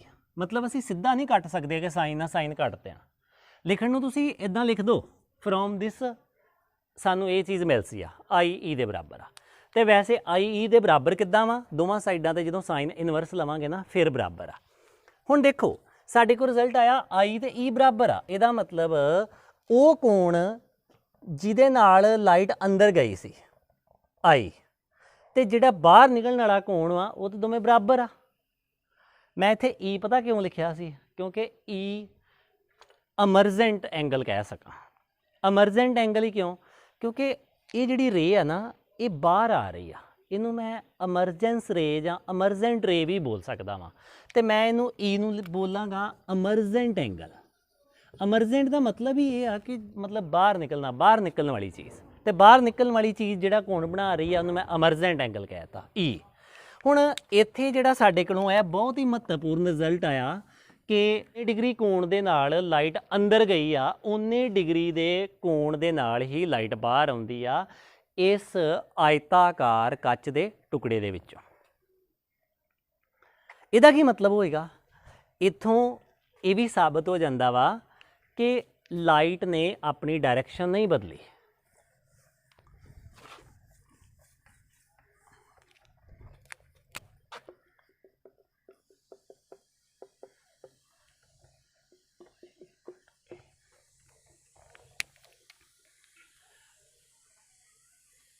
ਇਹਦੇ ਵਿੱਚ ਕੀ ਆ ਕਿ ਲਾਈਟ ਇੱਥੋਂ ਪਈ ਤੇ ਕਿੱਧਰ ਨੂੰ ਜਾ ਰਹੀ ਸੀ? ਇਹ ਜੇ ਕੱਚ ਦਾ ਟੁਕੜਾ ਨਾ ਮਿਲਦਾ ਤੇ ਲਾਈਟ ਇੱਧਰ ਨੂੰ ਜਾ ਰਹੀ ਸੀ, ਇਹ ਵਾਲੀ ਡਾਇਰੈਕਸ਼ਨ 'ਚ। ਇਹ ਕੀ ਆ? ਲਾਈਟ ਦੀ ਓਰੀਜਨਲ ਡਾਇਰੈਕਸ਼ਨ, ਕਿ ਲਾਈਟ ਪਹਿਲਾਂ ਇੱਧਰ ਨੂੰ ਜਾਣ ਡਈ, ਪਰ ਵਿੱਚ ਆ ਗਿਆ ਕੱਚ ਦਾ ਟੁਕੜਾ, ਤੇ ਕੱਚ ਦਾ ਟੁਕੜਾ ਆ ਗਿਆ ਤੇ ਲਾਈਟ ਦੇ ਵਿੱਚ ਕੀ ਹੋ ਗਿਆ? ਅਪਵਰਤਨ ਹੋ ਗਿਆ, ਰਿਫਰੈਕਸ਼ਨ ਹੋ ਗਈ। ਰਿਫਰੈਕਸ਼ਨ ਹੋ ਗਈ ਤੇ ਲਾਈਟ ਧੱਕੇ ਧੁੱਕੇ ਖਾਂਦੀ ਇੱਦਾਂ ਬਾਹਰ ਆ ਗਈ ਤੇ ਇੱਥੋਂ ਬਾਹਰ ਨਿਕਲ ਗਈ। ਹੁਣ ਅਸਲ ਦੇ ਵਿੱਚ ਜੇ ਅਸੀਂ ਕਹਿੰਦੇ ਹਾਂ ਨਾ ਕਿ ਅੰਦਰ ਜਾਣ ਵਾਲਾ ਐਂਗਲ ਤੇ ਬਾਹਰ ਨਿਕਲਣ ਵਾਲਾ ਐਂਗਲ ਜਿਹੜਾ ਬਰਾਬਰ ਆ, ਇਹਦਾ ਮਤਲਬ ਇਹ ਆ ਕਿ ਇੰਸੀਡੈਂਟ ਲਾਈਟ ਦੀ ਡਾਇਰੈਕਸ਼ਨ, ਆ ਕੀ ਆ? ਇੰਸੀਡੈਂਟ ਲਾਈਟ ਦੀ ਡਾਇਰੈਕਸ਼ਨ, ਮਤਲਬ incident light, direction of incident light, ਆਉਣ ਵਾਲੀ ਜਿਹੜੀ ਪ੍ਰਕਾਸ਼ ਦੀ ਕਿਰਨ ਆ ਉਹਦਾ ਮਾਰਗ ਉਹਨੇ ਇੱਧਰ ਨੂੰ ਜਾਣਾ ਸੀ ਜੇ ਰਿਫਰੈਕਸ਼ਨ ਨਾ ਹੁੰਦੀ। ਤੇ ਆ ਕੀ ਆ? ਬਾਹਰ ਨਿਕਲਣ ਵਾਲੀ, ਮਤਲਬ ਅਮਰਜੈਂਟ ਰੇ ਦੀ ਡਾਇਰੈਕਸ਼ਨ, ਅਮਰਜੈਂਟ ਰੇ ਦੀ ਡਾਇਰੈਕਸ਼ਨ। ਜੇ ਅਸੀਂ ਕਹੀਏ ਨਾ ਕਿ ਆਈ ਈ ਦੇ ਬਰਾਬਰ ਆ, ਇਹਦਾ ਮਤਲਬ ਇਹ ਆ ਕਿ ਇਹ ਵਾਲੀ ਡਾਇਰੈਕਸ਼ਨ ਤੇ ਇਹ ਵਾਲੀ ਡਾਇਰੈਕਸ਼ਨ ਆਪਸ 'ਚ ਕੀ ਆ? ਪੈਰਲਲ ਆ। ਜੇ ਪੈਰਲਲ ਹੋਣਗੀਆਂ ਫਿਰ ਹੀ ਆ ਬਣਨਾ, ਜਾਂ ਜੇ ਇਹ ਆ ਤਾਂ ਫਿਰ ਪੈਰਲਲ ਆ, ਉਲਟਾ ਮੈਥ ਦੇ ਵਿੱਚ। ਪੈਰਲਲ ਕਿੱਦਾਂ ਹੋਣਾ? ਇਹ ਮੈਥੇਮੈਟੀਕਲੀ ਆ, ਇਹ ਤੁਸੀਂ ਆਪ ਸੋਚਣਾ। ਜੇ ਨਾ ਪਤਾ ਲੱਗੇਗਾ ਥੱਲੇ ਕਮੈਂਟ ਸੈਕਸ਼ਨ ਦੱਸ ਦੇਣਾ, ਮੈਨੂੰ ਪ੍ਰੂਵ ਕਰ ਦਾਂਗਾ ਕਿ ਪੈਰਲਲ ਆ। ਥੋੜ੍ਹਾ ਜਿਹਾ ਲੌਜਿਕ ਆ, ਤੁਸੀਂ ਟਰਾਈ ਕਰਕੇ ਦੇਖਣਾ। ਹੁਣ ਅਸੀਂ ਕਹਿ ਸਕਦੇ ਹਾਂ ਕਿ ਇੱਥੋਂ ਕਿ ਇੰਸੀਡੈਂਟ ਰੇ ਜਿਹੜੀ ਆ ਪੈਰਲਲ ਆ। ਪੈਰਲਲ ਦਾ ਮਤਲਬ ਪੰਜਾਬੀ 'ਚ ਹੁੰਦਾ ਸਮਾਂਤਰ, ਸਮਾਂਤਰ ਰੇਖਾਵਾਂ। ਆ ਸਾਈਨ ਹੁੰਦਾ ਸਮਾਂਤਰ ਆ ਕਿਹਦੇ? ਅਮਰਜੈਂਟ ਰੇ ਦੇ। ਇੰਸੀਡੈਂਟ ਰੇ, ਡਾਇਰੈਕਸ਼ਨ ਆਫ ਇੰਸੀਡੈਂਟ ਰੇ, ਡਾਇਰੈਕਸ਼ਨ ਆਫ ਇੰਸੀਡੈਂਟ। ਆਪਾਂ ਕੱਲਾ ਇੰਸੀਡੈਂਟ ਰੇ ਨਹੀਂ ਲਿਖਣਾ ਕਿਉਂਕਿ ਇੰਸੀਡੈਂਟ ਰੇ ਤੇ ਇੱਥੇ ਖਤਮ ਹੋ ਗਈ ਆ, ਪਰ ਡਾਇਰੈਕਸ਼ਨ ਆਫ ਇੰਸੀਡੈਂਟ ਰੇ ਅੱਗੇ ਜਾ ਰਹੀ ਹੈ। ਡਾਇਰੈਕਸ਼ਨ ਤੇ ਜਾ ਹੀ ਰਹੀ ਨਾ, ਕਿ ਉਹਨੇ ਇੱਧਰ ਨੂੰ ਜਾਣਾ ਸੀ। ਡਾਇਰੈਕਸ਼ਨ ਆਫ ਇੰਸੀਡੈਂਟ ਰੇ ਤੇ ਡਾਇਰੈਕਸ਼ਨ ਆਫ ਅਮਰਜੈਂਟ ਰੇ, ਇਹ ਕੀ ਆ? ਆਪਸ ਦੇ ਵਿੱਚ ਆਹ ਵਾਲੇ ਸ਼ਬਦ ਦਾ ਮਤਲਬ ਕੀ ਆ? ਸਮਾਂਤਰ ਵਾ, ਮਤਲਬ ਪੈਰਲਲ ਆ। ਜੇਕਰ ਅਸੀਂ ਆਹ ਚੀਜ਼ ਪ੍ਰੂਵ ਕਰ ਦਈਏ ਤੇ ਆਹ ਚੀਜ਼ ਬਣਦੀ ਆ, ਤੇ ਜੇਕਰ ਆਹ ਚੀਜ਼ ਹੋਵੇ ਤਾਂ ਆਹ ਚੀਜ਼ ਬਣਦੀ ਆ ਮੈਥ ਦੇ ਵਿੱਚ। ਸੋ ਸਮਾਂਤਰ ਰੇਖਾਵਾਂ। ਹੁਣ ਲਾਈਟ ਇਸ ਕੱਚ ਦੇ ਟੁਕੜੇ ਦੇ ਅੰਦਰ ਗਈ ਆ ਤੇ ਫਿਰ ਰਿਫਰੈਕਸ਼ਨ ਹੋ ਕੇ ਉਹ ਬਾਹਰ ਨਿਕਲੀ ਆ, ਤੇ ਜਦੋਂ ਬਾਹਰ ਨਿਕਲੀ ਆ ਨਾ, ਆਪਾਂ ਇੱਕ ਗੱਲ ਕਹਿਣੀ ਆ ਕਿ ਲਾਈਟ ਨੇ ਆਪਣੀ ਡਾਇਰੈਕਸ਼ਨ ਨਹੀਂ ਬਦਲੀ। ਡਾਇਰੈਕਸ਼ਨ ਨਹੀਂ ਬਦਲਣ ਦਾ ਮਤਲਬ ਆ ਕਿ ਲਾਈਟ ਪਹਿਲਾਂ ਜਿੱਧਰ ਨੂੰ ਜਾ ਰਹੀ ਸੀ, ਆ ਦੇਖੋ ਅਜੇ ਵੀ ਲਾਈਟ ਉਧਰ ਨੂੰ ਹੀ ਜਾ ਰਹੀ ਆ। ਤੁਸੀਂ ਕਹੋਗੇ ਅਜੇ ਕਿੱਦਾਂ ਉਧਰ ਨੂੰ ਜਾ ਰਹੀ ਆ? ਆਹ ਵੇਖੋ ਜੀ, ਇੰਨਾ ਚੇਂਜ ਹੋ ਗਿਆ ਰਸਤਾ। ਨਹੀਂ, ਇਹ ਜਿਹੜਾ ਚੇਂਜ ਹੋਇਆ ਰਸਤਾ ਵਾ ਨਾ, ਇਹਨੂੰ ਬੋਲਦੇ ਆ ਲੇਟਰਲ ਡਿਸਪਲੇਸਮੈਂਟ। ਇਹਨੂੰ ਮੈਂ ਉਦਾਹਰਨ ਦੇ ਕੇ ਦੱਸਦਾ ਤੁਹਾਨੂੰ। ਮੰਨ ਲਓ ਕਿ ਤੁਸੀਂ ਕਿਸੇ ਜਗ੍ਹਾ ਤੋਂ ਆਪਣੇ ਘਰ ਜਾ ਰਹੇ ਜੋ, ਤੇ ਤੁਹਾਡਾ ਘਰ ਕੀ ਆ? ਬਿਲਕੁਲ 1 ਕਿਲੋਮੀਟਰ ਸਿੱਧਾ ਵਾ ਜਿੱਥੇ ਤੁਸੀਂ ਖਲੋਤੇ ਜੋ। ਤੁਸੀਂ ਪਹਿਲਾਂ ਕੀ ਤੁਰੇ ਜਾ ਰਹੇ ਜੋ, ਉਹ ਸੜਕ ਦੇ ਖੱਬੇ ਪਾਸੇ ਤੁਰੇ ਜਾ ਰਹੇ ਜੋ ਆਪਣੇ ਘਰ ਵੱਲ ਨੂੰ। ਹੁਣ ਕੀ ਹੋ ਗਿਆ? ਹੁਣ ਸੱਜੇ ਪਾਸੇ ਹੋ ਕੇ ਤੁਰੇ ਜਾ ਰਹੇ ਜੋ ਆਪਣੇ ਘਰ ਨੂੰ। ਪਹਿਲਾਂ ਸੜਕ ਦੇ ਉਸ ਪਾਸੇ ਸੀ, ਹੁਣ ਇਸ ਪਾਸੇ ਆ, ਪਰ ਜਾ ਤੇ ਇੱਧਰ ਹੀ ਰਹੇ ਆ ਨਾ। ਫਰਕ ਕੀ ਪਿਆ ਕਿ ਪਹਿਲਾਂ ਇੱਧਰ ਨੂੰ ਜਾਣ ਡਏ ਹਾਂ, ਹੁਣ ਥੋੜ੍ਹਾ ਜਿਹਾ ਚੇਂਜ ਹੋ ਕੇ ਇੱਥੇ ਜਾਣ ਡਏ ਹਾਂ। ਜਾ ਤੇ ਉੱਧਰ ਨੂੰ ਹੀ ਰਹੇ ਆ ਨਾ। ਇਹਦਾ ਮਤਲਬ ਡਾਇਰੈਕਸ਼ਨ ਤੇ ਉਹੋ ਹੀ ਆ ਨਾ। ਤੇ ਜੇ ਡਾਇਰੈਕਸ਼ਨ ਉਹ ਆ ਤੇ ਥੋੜਾ ਜਿਹਾ ਵਿੱਚ ਹਿਲ ਜੁਲ ਹੋਈ ਆ, ਉਹਨੂੰ ਅਸੀਂ ਬੋਲਦੇ ਆ ਲੇਟਰਲ ਡਿਸਪਲੇਸਮੈਂਟ। ਸੋ ਅਸੀਂ ਅੱਜ ਦੀ ਕਲਾਸ ਦੇ ਵਿੱਚ ਇੰਨਾ ਹੀ ਕਰਾਂਗੇ। ਅਸੀਂ ਅਗਲੀ ਕਲਾਸ ਦੇ ਵਿੱਚ ਇਸ ਤੋਂ ਅੱਗੇ ਪੜਾਂਗੇ। ਮੈਂ ਆਪਣੇ ਵੱਲੋਂ ਵੱਧ ਤੋਂ ਵੱਧ ਕੋਸ਼ਿਸ਼ ਕਰ ਰਿਹਾ ਕਿ ਹਰ ਚੀਜ਼ ਨੂੰ ਪੰਜਾਬੀ ਤੇ ਅੰਗਰੇਜ਼ੀ ਦੋਨਾਂ ਦੇ ਵਿੱਚ ਹੀ ਦੱਸਿਆ ਜਾਵੇ। ਤੇ ਕਈ ਗੱਲਾਂ ਇਦਾਂ ਦੀਆਂ ਜ਼ਰੂਰ ਆ ਕਿ ਜਿਹੜੀਆਂ ਮੈਂ ਬਹੁਤ ਵਾਰੀ ਰਿਪੀਟ ਕਰਦਾ ਵਾਂ। ਮੈਂ ਰਿਪੀਟ ਇਸ ਕਰਕੇ ਕਰਦਾ ਵਾਂ ਕਿ ਜੇ ਕੋਈ ਸਲੋ ਲਰਨਰ ਹੋਵੇ ਤੇ ਉਹ ਮੇਰੀ ਗੱਲ ਨੂੰ ਜੇ ਪਹਿਲੀ ਵਾਰੀ ਨਹੀਂ ਸੁਣ ਸਕਿਆ, ਦੂਸਰੀ ਵਾਰੀ ਸੁਣ ਲੇ, ਤੀਸਰੀ ਵਾਰੀ ਸੁਣ ਲੇ। ਮੈਂ ਤਾਂ ਕਰਕੇ ਗੱਲ ਨੂੰ ਜਿਹੜਾ ਵਾ ਰਿਪੀਟ ਬਹੁਤ ਕਰਦਾ ਵਾਂ ਕਿ ਤੁਹਾਨੂੰ ਬਿਹਤਰ ਤਰੀਕੇ ਨਾਲ ਸਮਝ ਆ ਸਕੇ। ਸੋ ਧੰਨਵਾਦ।